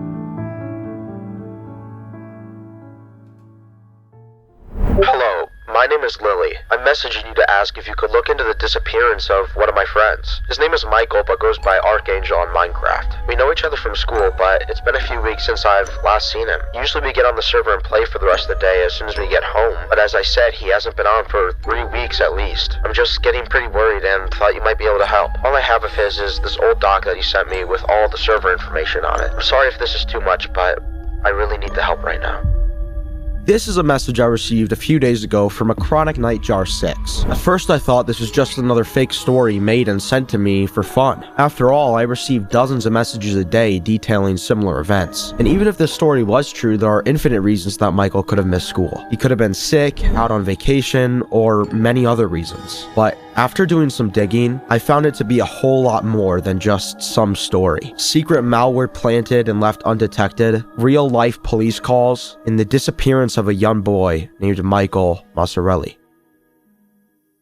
Our investigation starts out with evaluating our evidence, the Google Doc. When opening it, we're met with a single page, showing the server IP and a list of rules. The rules seem pretty standard, listing things like no harassing other players, no griefing, no cheating or exploits. Rules very typical of a Minecraft server. However, these rules already hint at something that Lily seems to have left out in their initial message. It seems that, based off of these rules, there were at some point other players on the server. For example, one of the rules, do not impersonate. It seems reasonable enough, but this implies that there would be more than 2 players a part of the server at any given time. For instance, if a player 1 killed player 2's pet wolf, they wouldn't be able to simply blame it on player 2, as player 2 would know themselves that they didn't do it, so it had to be player 1 that was responsible. Additionally, outside of this particular example, it seems odd to have a list of server rules for a server containing just 2 people. No, it would seem much more reasonable to simply sit down with each other and talk about what they are okay with and not okay with happening on the server. So because of this, it's safe to conclude that there were more players than just Michael and Lily a part of the server. Now, as to why they weren't mentioned in Lily's initial message is impossible to say. What is certain, however, is that there's already more than initially meets the eye here. This is further shown in another rule left in the doc, which to me, outside of the do not impersonate rule, is really the only one that necessarily sticks out to me. Do not use players' real names. Now, this is a rule that's particularly interesting to me. The rule itself is fair enough. After all, you don't want your personal information going around to people that you might not necessarily want to have it. However, not only does this further cement the idea that there are more players than just Lily and Michael a part of the server, but it also suggests that these players didn't know Michael or Lily personally, or at the very least didn't know them in real life, as Michael and Lily did with each other. So now that we know that there are more players than just Michael and Lily involved in this mystery, one question still persists. Was this Michael's server at all? I mean, Lily did say that it was Michael who sent her the doc, however, she at no point said that it was Michael's server. So then, if not Michael's, then whose server was it exactly? Logging onto the server, we're met with a few things immediately. First off, no one seemed to be online, so I was left to freely investigate on the server. Additionally, there were no signs that there had ever been any players in the surrounding area. No broken trees, destroyed dirt, random items, placed crafting tables, nothing. However, I did find one thing that seemed odd. Nearby spawn there was a lava pool, which by itself doesn't seem weird at all, except for the fact that the lava was just now burning a nearby tree. And if there were players here at some point, then the tree should have already been completely engulfed in flames. So at first I thought maybe I had logged onto the wrong server. After all, it seemed completely new and untouched. However, after doing some more exploring, I found that to not be the case. What I came across was a relatively large house, made almost entirely out of oak and dark oak wood. Quite an ugly combination in my opinion, but nevertheless, we finally found some evidence of players existing on the server. Inside the house was almost completely empty. All that furnished the first room was lanterns hanging from slabs. Additionally, skeletons and spiders are heard underneath the house, suggesting that there's possibly another floor or a basement. So that's exactly where I went, mining a nearby tree, making a wooden axe, and deciding to break through the foundation of the house. But what I was met with, I never could have predicted.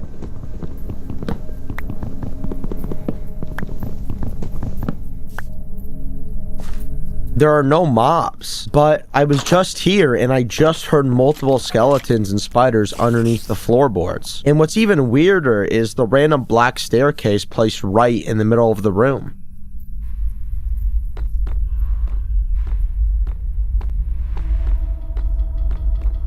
After making my way down the stairs, I met with a long hallway and some sort of void, but this shouldn't be possible. After all, there's no way to break bedrock in normal Minecraft without using cheats or exploits. And as far as we know, this is a completely vanilla survival-based server. So how was this even made? Who would go through all the trouble to do all of this? And why? After a few minutes of walking, I finally arrive at what seems like the end of the tunnel. But as I approach closer, something strange happens.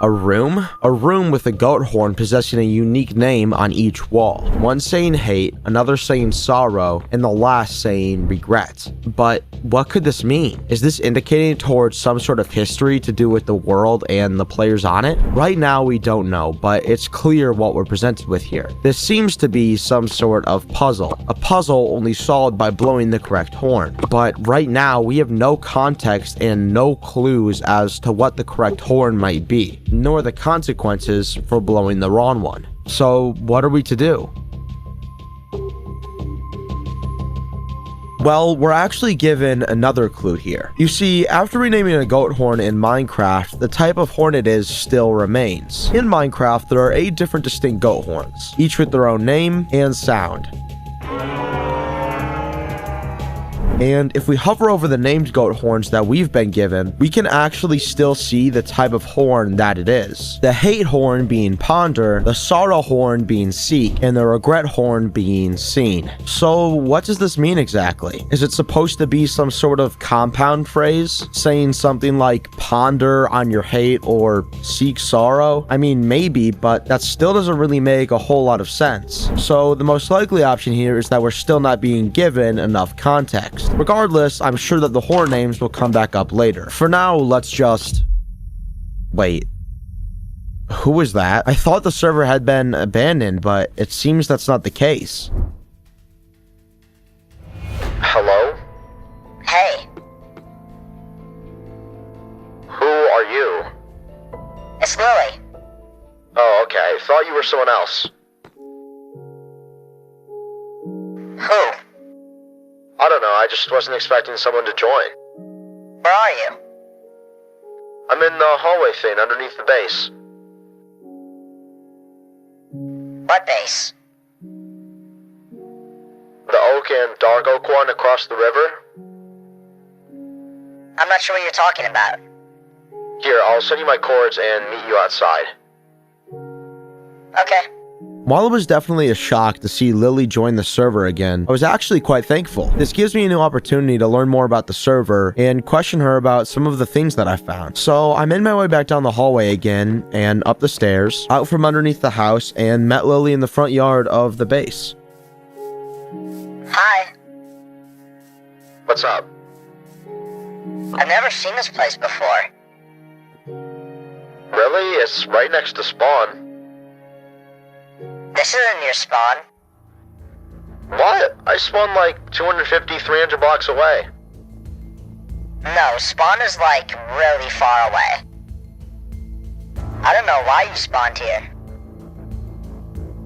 Weird. Here, I'll take you to the actual spawn. We have a whole thing set up. Okay. So I followed Lily for a while. We didn't really talk much on the way, but eventually we came upon this.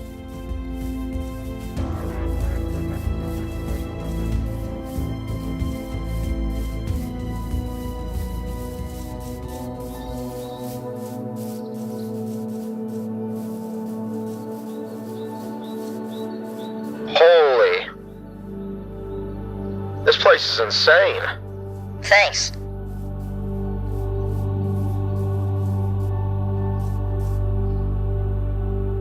You don't want to know how long we spent building it. Yeah, looks like you spent a long time on it. We wanted new players on the server to feel welcome, so we made sure to spend a while on this.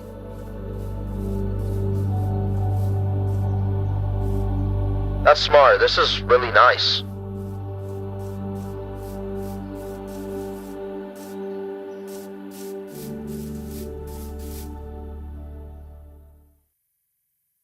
Anyways, are you here for Angel?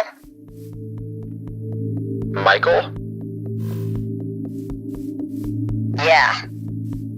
Yeah, I'm looking into everything right now. There's some weird stuff on the server for sure. Like what? Well, like I said earlier, I didn't spawn here. I spawned somewhere else. But someone had clearly been there, because there was a house, you know?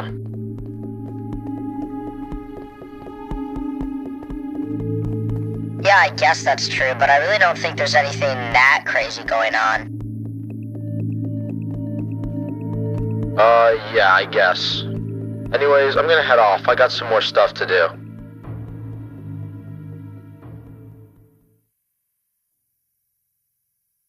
Something's wrong. This doesn't seem like Lily at all. For one, their gamer tag is completely different than their Discord ID, which isn't inherently suspicious by itself, but they also referred to Michael as Angel, when Lily and I have only been referring to him as, well, Michael thus far. She could have just been following the server's rules, but it seems a bit late for that, and no one else was online at the time that Lily and I were having this conversation, which makes me think that Angel is what they know him as in Archangel his gamer tag, not Michael. So it seems in this case, if this isn't Lily, then the server's rules did hold true, and Michael's real name hadn't been leaked to this player until I did it myself. Regardless, what stuck out to me the most was her last comment about how there didn't seem to be anything weird about the server, which makes no sense to me as Lily herself was the one that sent me on this journey. So it doesn't make any sense for her to not think it had anything to do with the server, or she wouldn't have pointed me in this direction, which hints at something disturbing. If this isn't Lily, then how did they know that I would be on the server looking for information about Michael? Does this mean that they could possibly be behind his disappearance?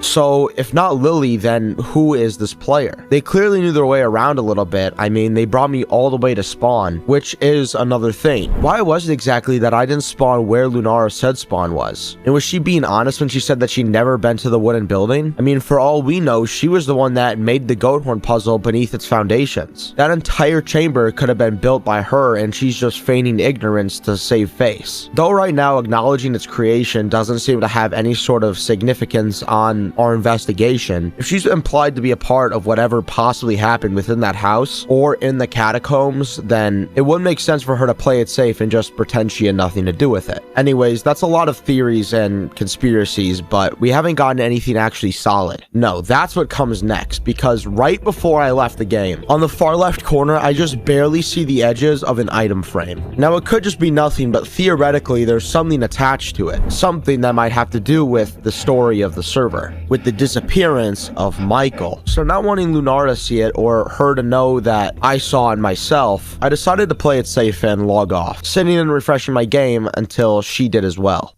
And eventually, she did. Logging back onto the server, I immediately go to look in the corner, where I find that I was right and there was something in the item frame. A book. A book titled For Steven, and written by an Uncharted 24. Now, this adds 2 more known players to the server's history, making it 5 in total so far, assuming that Lunara isn't Lily. Opening the book, we're presented with a message. Hey Steven, I'm leaving this for you because I know you're the only person that comes here anymore. I wanted to tell you that I found the drive that you're looking for.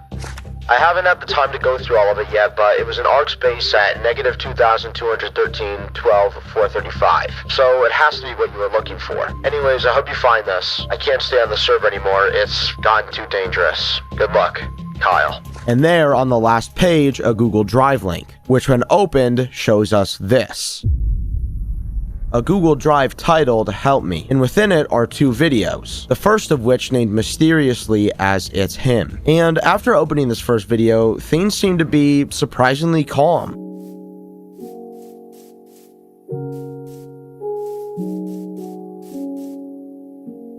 Yo.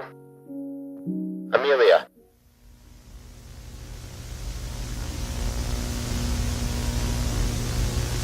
What? Michael just referred to Lunara as Amelia, proving my theory that the person that we talked to earlier isn't Lily. But what reason would they have to lie? I don't know, but the deeper that we get into this mystery, the more unnerving this gets. Michael! Holy crap, you've built so much since we've been off. Chronic was talking about how you were working on it at school. Yeah, I've been up all night. Yeah, this is really cool. Thanks. Still gotta do the inside. Yeah, I know.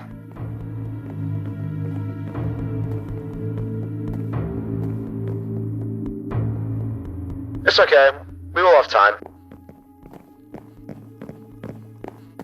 Anyways, remember how we were talking about that trip the other day? Uh-huh.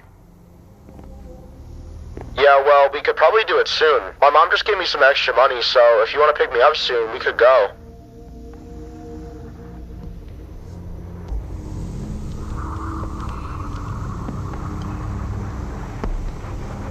That would be great.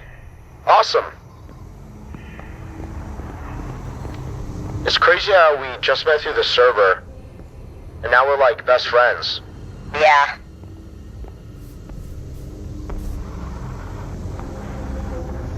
It was crazy.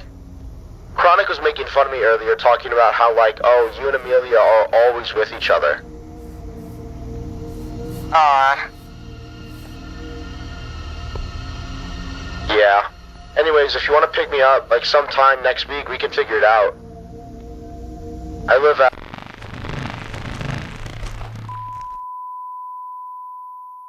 And that's where the video ends. So it seems that for some reason, Michael and Amelia had been planning some sort of trip together. And based off the lack of mention of it in Lily's DM to me, I can only assume that she had no knowledge of it whatsoever. Now, obviously this all seems super sketch, and I'm thinking the exact same thing, but for all we know, this trip never happened. So hopefully the next video will give us some more insight.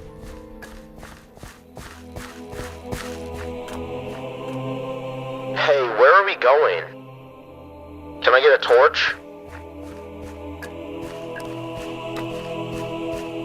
Yeah.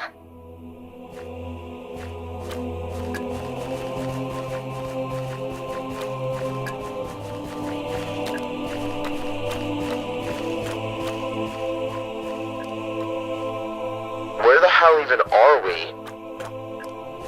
It seems that Michael is being brought somewhere by Amelia. Now, as to where they are, Michael seems to have no idea, and neither do I. I've never seen a place like this before at all. It's definitely not naturally generated, but why would someone go through the trouble of building all of this? Hundreds of thousands of stone bricks placed very intentionally in a very specific pattern. It doesn't make any sense. And why is it that Amelia won't answer Michael when he asks where they are, or where they're going to?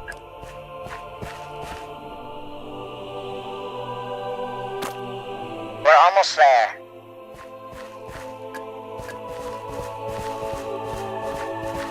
How did you even get here?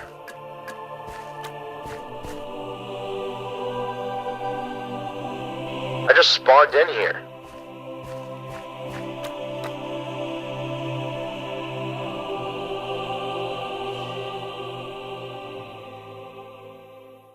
I'll show you.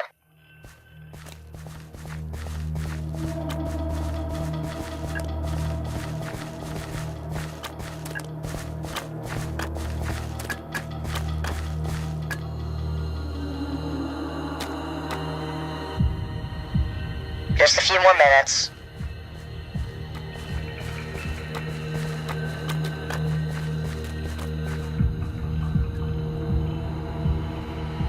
Why are you acting so weird, Amelia?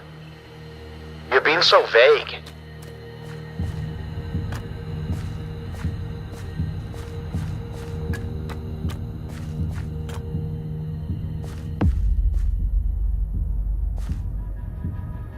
What?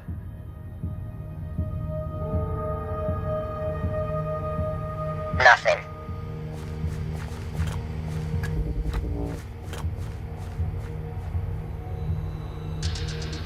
What the hell is wrong with you today?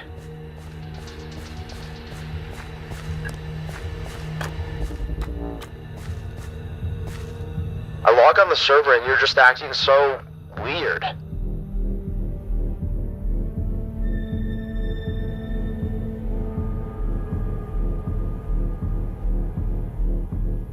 I'm sorry.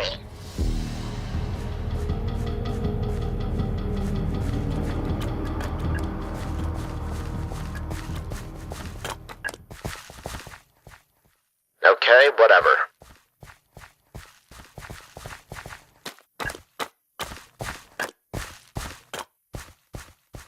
This place is so creepy.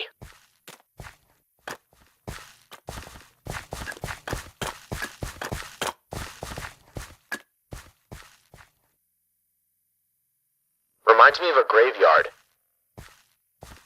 Me too.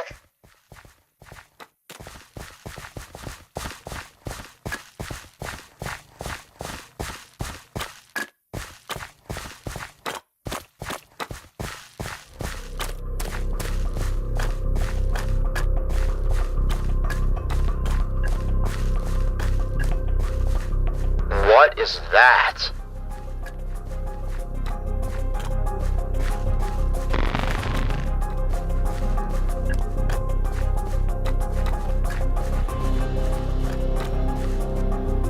Amelia?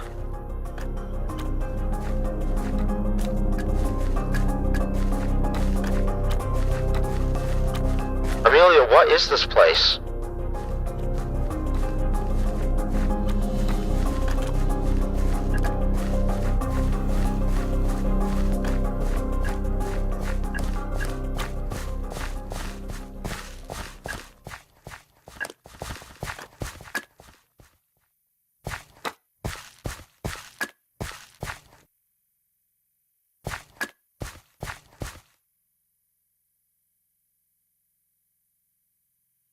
Amelia, what is this? I'm sorry, Angel.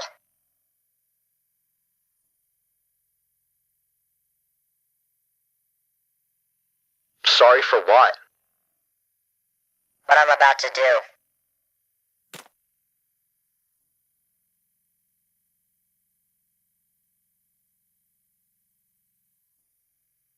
What do you mean? I'm sorry. What are you about to do?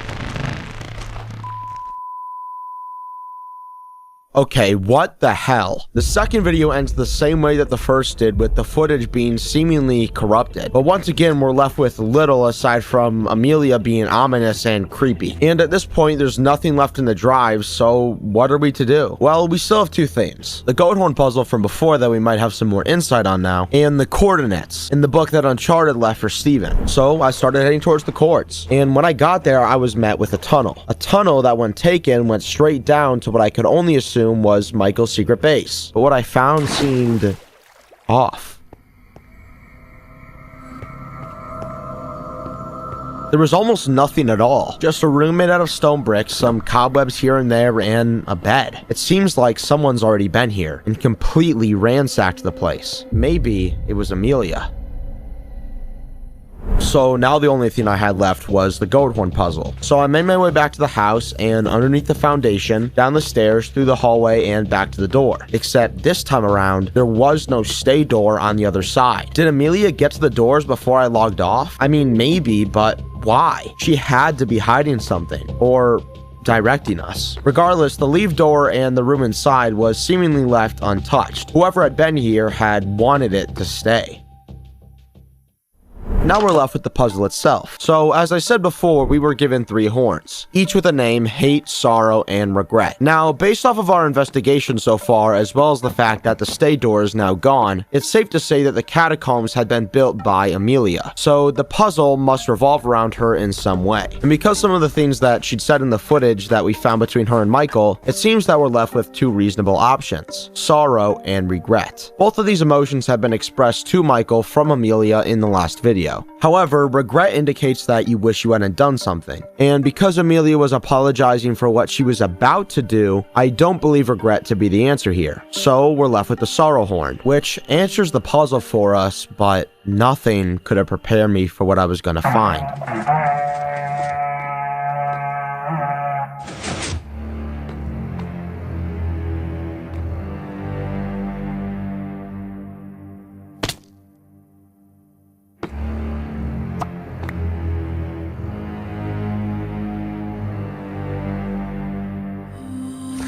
A book with 65 pages of "I'm sorry." Page after page after page until on page 66, we're given a drive link. And after opening this drive link, I'm given the most horrifying thing that I've ever seen in my entire life. Something I never could have predicted. Within the drive, which was also named "I'm so sorry," was a PDF. And after opening it,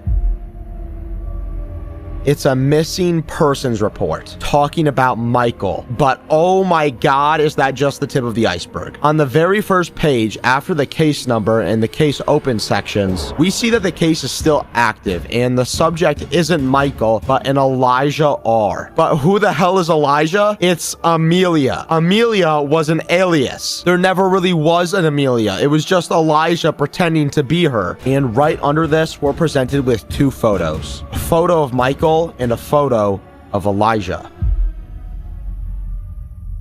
So after going through the document, we're shown a few things. Number 1 is this case overview. According to available statements, Michael M. identified and played by the gamertag Archangel_, which we did know before. He had been in regular online contact through Minecraft with an individual he believed to be a girl, identifying herself as Amelia. Subsequent review associated that contact with Elijah R. So I guess the police somehow found out that Amelia was Elijah, who reportedly used the gamertag Lunara43 during those interactions. The contact appears to have developed gradually over repeated game sessions, and during that period, Michael M. is believed to have shared limited personal information, including where he lived. Investigators are reviewing claims that unauthorized software may have been placed on Michael's computer without his knowledge, and then a few days later, Michael M. was reported missing. The next section talks about the reported contact timeline. So the first part was initial contact. Michael M. and the account later linked to Elijah R. reportedly met through Minecraft sessions. Next, we find out that Elijah presented himself to Micah as a girl using the name Amelia. Someone had found out that Amelia wasn't Amelia and was Elijah, who in this case is likely Steven, who for all we know could have made the police report himself. And then Michael later shared limited personal details, including where he lived. Then it goes back to talking about the device. Reports under review allege that unauthorized software may have been placed on Michael's computer while he was away from it, and later he was reported missing. The rest of the doc is just logs and more information about the actual missing persons report, but it seems as the case is still active, we don't know what's happened. Elijah R.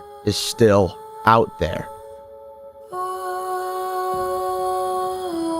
If you guys want to check out the PDF, it will be linked in the description. And if you want to see more ARGs like this one, then check this one out. And subscribe! We're trying to hit 100K. Subscribe. Smile emoji. Alright, I'll see you guys. Bye-bye.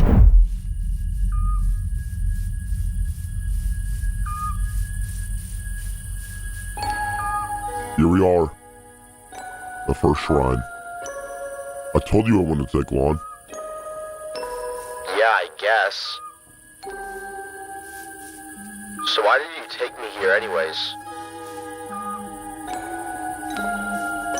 Look closer, and you'll see.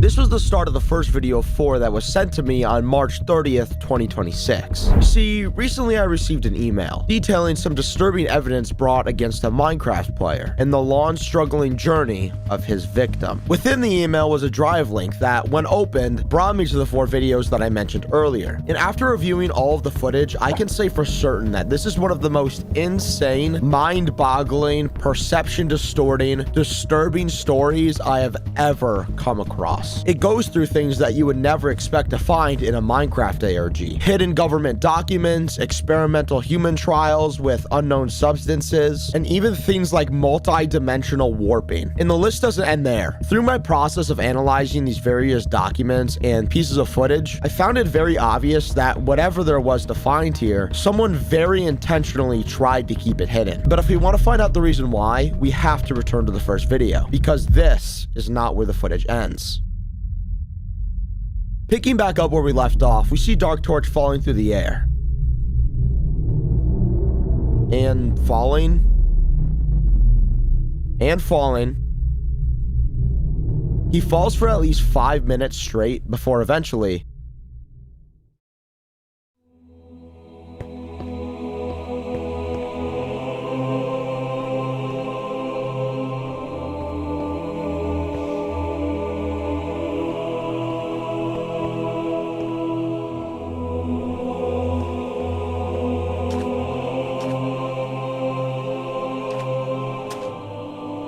Dark Torch looks up in awe at the environment surrounding him. It's hard to make out exactly what it is that we're seeing, but it looks to be thousands of floating blocks that just shouldn't be able to float in Minecraft. Water that doesn't flow, dead leaves sitting on an invisible plane, and a massive hulking tree placed directly in the center of the oasis.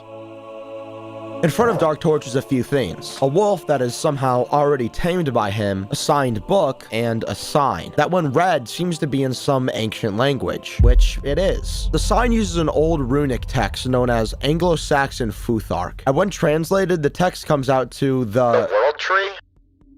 Oh, I guess Dark Torch can somehow read the runes. Wait, the chat is gone? I think I'm somewhere else now. Well, obviously. Regardless, our clues don't end there, as when Dark Torch picks up the book from the item frame and decides to read it, we're met with this. In the winds of time, those that last are mighty and enduring. To reach such heights, one must possess relentless hatred or instinct. The choice is yours. But know this, after a decision is made, there is no going back.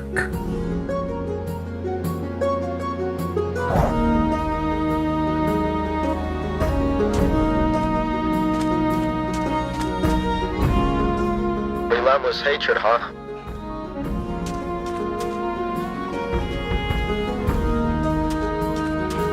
For a while here, I'm gonna hand things off to Dark Torch as he seems to know exactly what he's doing.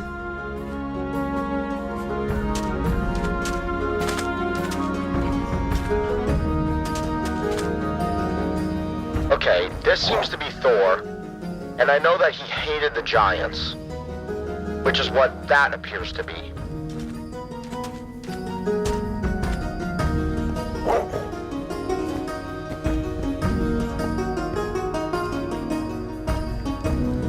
So does Thor represent hatred and the giant instinct?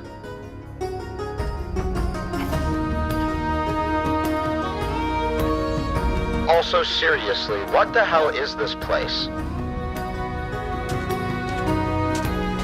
At this point, Dark Torch begins to further examine the statues. As he approaches the giant statue, there seems to be something mounted on the left shoulder of the giant. Both statues seem buried.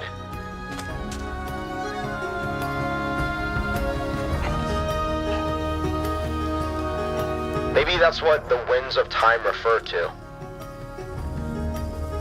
With Thor and the giant being the mighty and the enduring.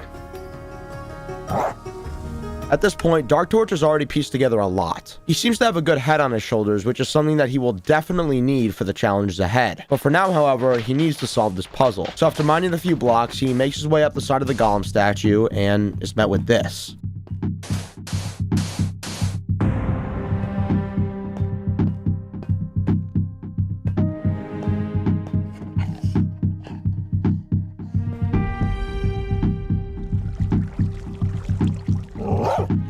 Okay, this is for sure a TNT cannon. And it seems to be pointing straight at Thor. Dark Torch then begins to make his way towards the Thor statue, putting a water bucket down, and then...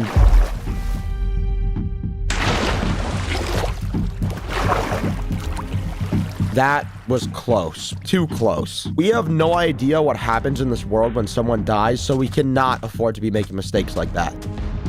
Regardless, Dark Torch once again makes his way over to the Thor statue, this time climbing it to the top, and at the top he finds a lightning rod. At face value, it's just a nod to Thor being the Norse god of thunder. But what does that have to do with Dark Torch? Well, in Minecraft, when lightning rods are struck, they emit a redstone signal. And what do we have next to the lightning rod? A piece of redstone.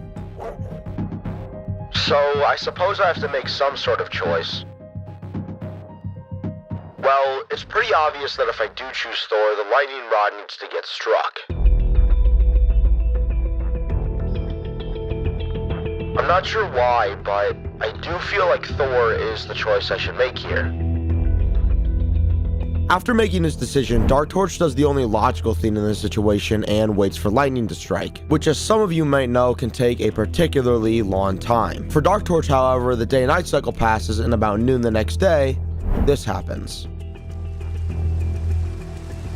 So, Dark Torch continues to wait with the lightning rod even sparking a couple of times, but nothing. He waits and waits and waits, but no lightning. The storm eventually passes, and the chances of Dark Torch getting so lucky again are low. But with no other option, Dark Torch continues to wait.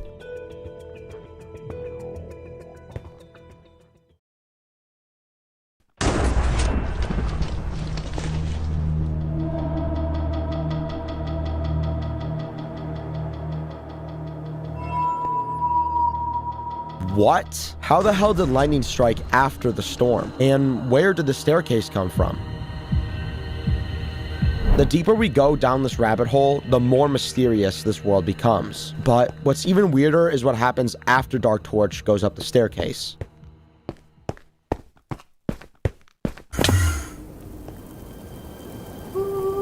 And in an instant, he's somewhere else. This appears to be some sort of void-like dimension with a massive bridge stretching across its surface. In the bottom, nowhere in sight.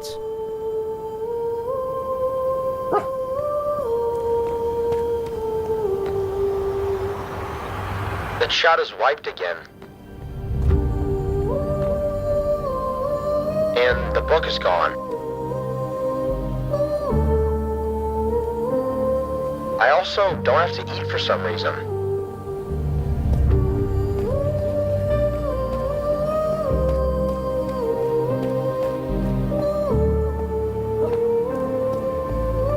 With no other obvious options, Dark Torch makes his way across the bridge, walking for a very long time. Almost 30 minutes of straight walking until this happens.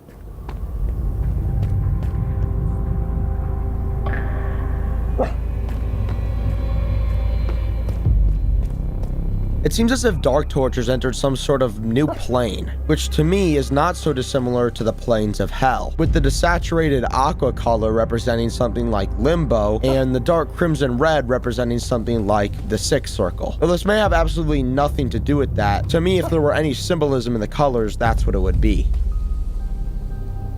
What the hell?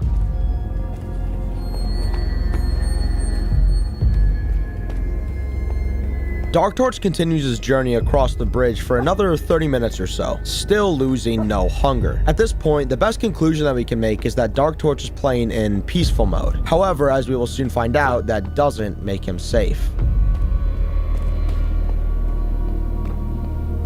Eventually, Dark Torch makes his way to the end of the bridge, but that's when he encounters something strange.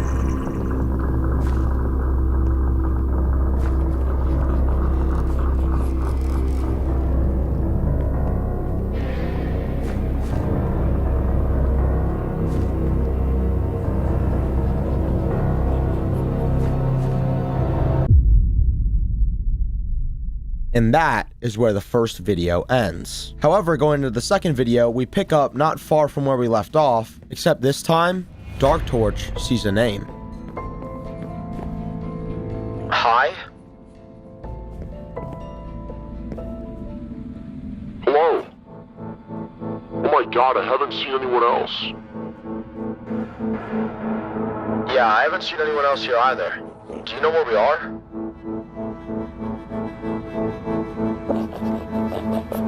Some sort of weird world. It has its own rules. What do you mean? Okay, let me show you.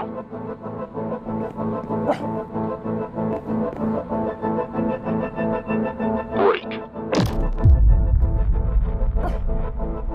What the hell? How did you do that? After you activate the shrine, the world listens to some of your commands. Not all of them though, like here. Place netherite block. But when I do this, place stone bricks. How? What the hell? Chaka wiped again. Not really sure how it works, but yeah. Do you want to see the shrine? Yes, please bring me. I do not want to stay here. Glad I found you though. With us both together, we can for sure get out of here.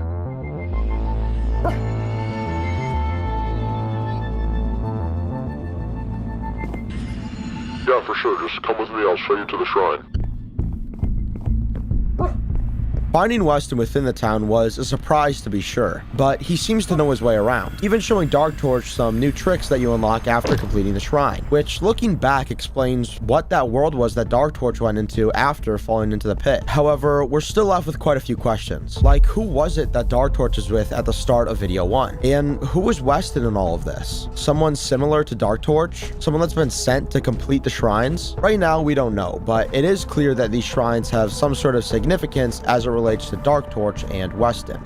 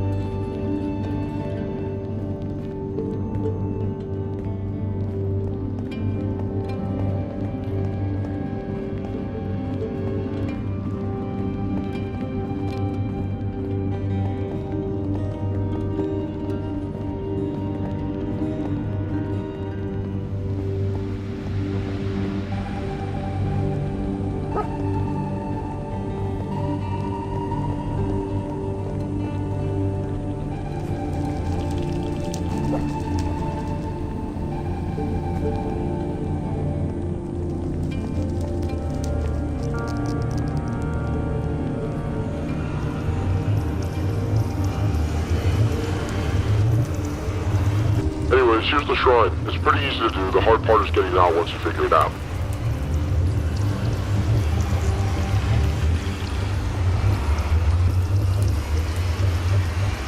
So basically, once you hit the button,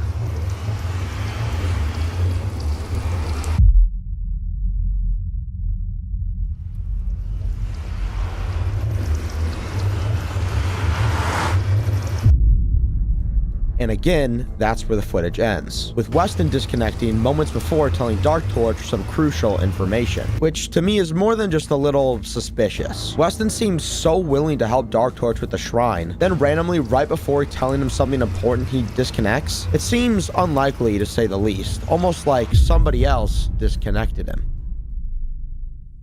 Regardless, moving on to video 3, we see Dark Torch in yet another world.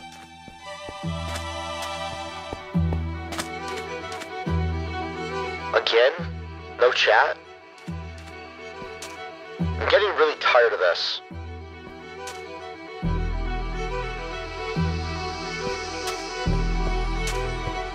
And mad. At this point, Dark Torch is obviously very tired of the never-ending chase that he's been unwillingly sent on. However, it does seem that he's making good progress, as when he makes his way to the Toad statue and climbs it to the top, he's met with something, well, interesting.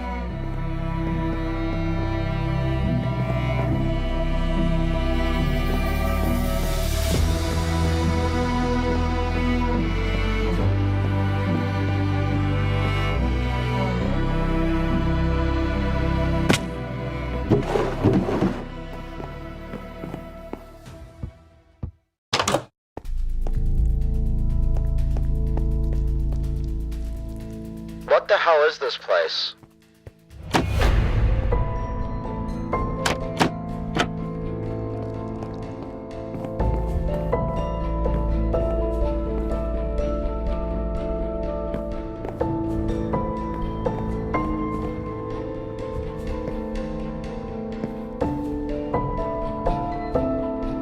Bro. What the hell? Chat got wiped again, and this purple haze is back. Last time I saw this was... One more time.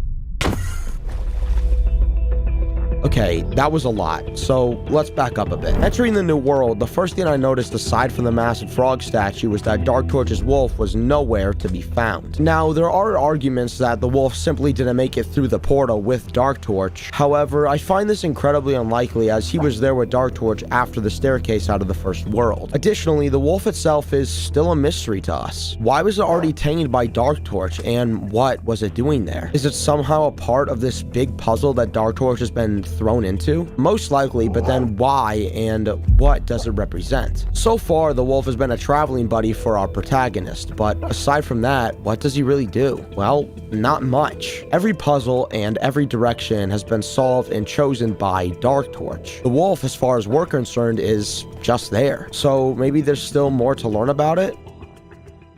Or maybe not. Maybe we already have all the answers that we need. You see, continuing onward from the third world, after Dark Torch makes his way up the frog and into the house, it remains day, and everything seems relatively normal. Well, as far as these worlds are concerned. But the second that Dark Torch makes his way up the stairs and onto the second floor, things begin to change. The lighting in the corner looks wrong, the sun has sunk into the sky in the span of seconds, and once again, as Dark Torch himself mentioned, we're reunited with the strange purple haze that we found at the very beginning of the first video. All this time, the wolf is still missing. Then, just as Dark Torch realizes what's going on, he turns around and is sent into a new world by Aaron. But why? What is this all for? Some sort of sick game to keep Dark Torch moving? Scare him into participating? So far, it's only seemed to piss him off, so that doesn't seem to be working. So, as to why this is going on, we still don't really know. But as far as the wolf's purpose is concerned, I believe we have an answer. You see, the wolf originated in the first world with the Thor statue, the giant statue, and the world tree, which in Norse mythology is known as Yggdrasil. So obviously it's supposed to represent Norse mythology in some way. But something that you might not have picked up on is the wolf's collar, which was green, and the wolf itself was black, which, as some of you may know, is a transformation that the Norse god of mischief, Loki, commonly takes on, with green being his token color. So what does this all mean? Well, I believe that this was a clue that we constantly skipped over so as to prioritize the more important questions. However, after experiencing another world jump in the third world, we're forced to face reality. Aaron was the wolf, and he seems to be playing the role of God and leaving breadcrumbs along the way for Dark Torch to follow. However, now that we know who Aaron is, that he is the one behind all of it, Dark Torch is still faced with the current situation. Him being in a new world, completely lost, with video 3 ending. However, picking back up on video 4, the final video, we're once again brought back, not far from where Dark Torch last left off. Bro, what is going on? Why would Aaron do this? I thought that we were friends.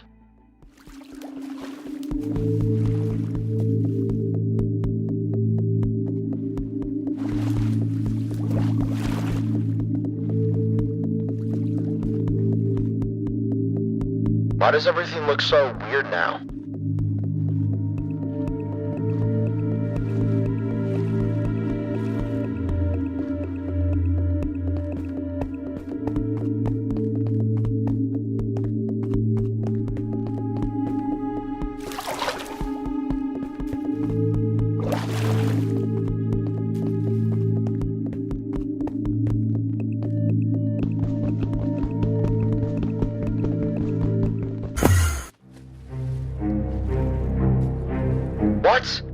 I'm back at the start?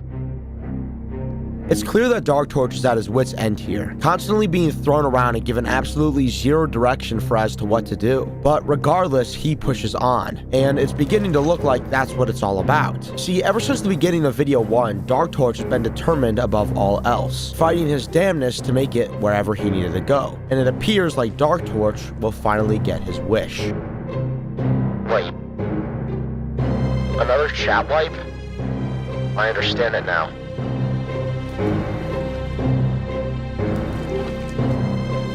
He's somewhere nearby.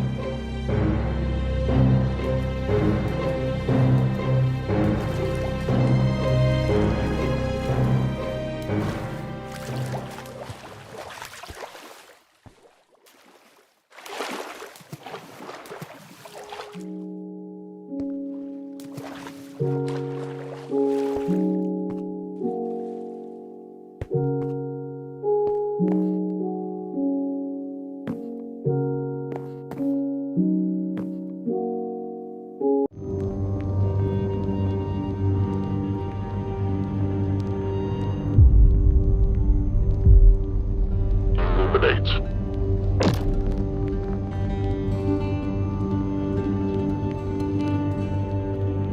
Congratulations, you completed the experiment. Wait, I remember now. Good, you're back. Kill.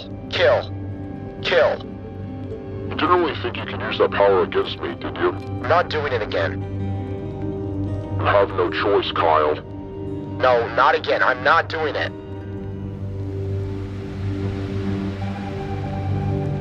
Let me go home. Teleport. You're not there yet, Kyle.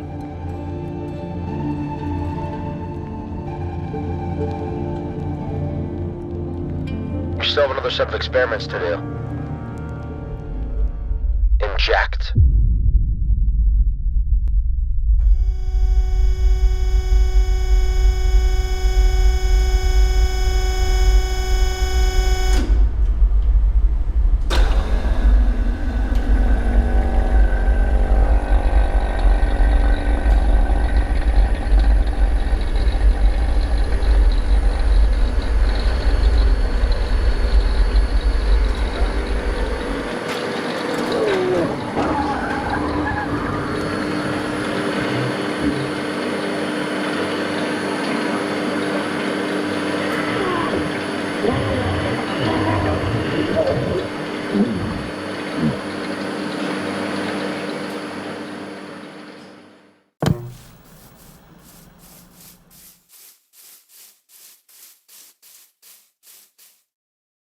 Here we are.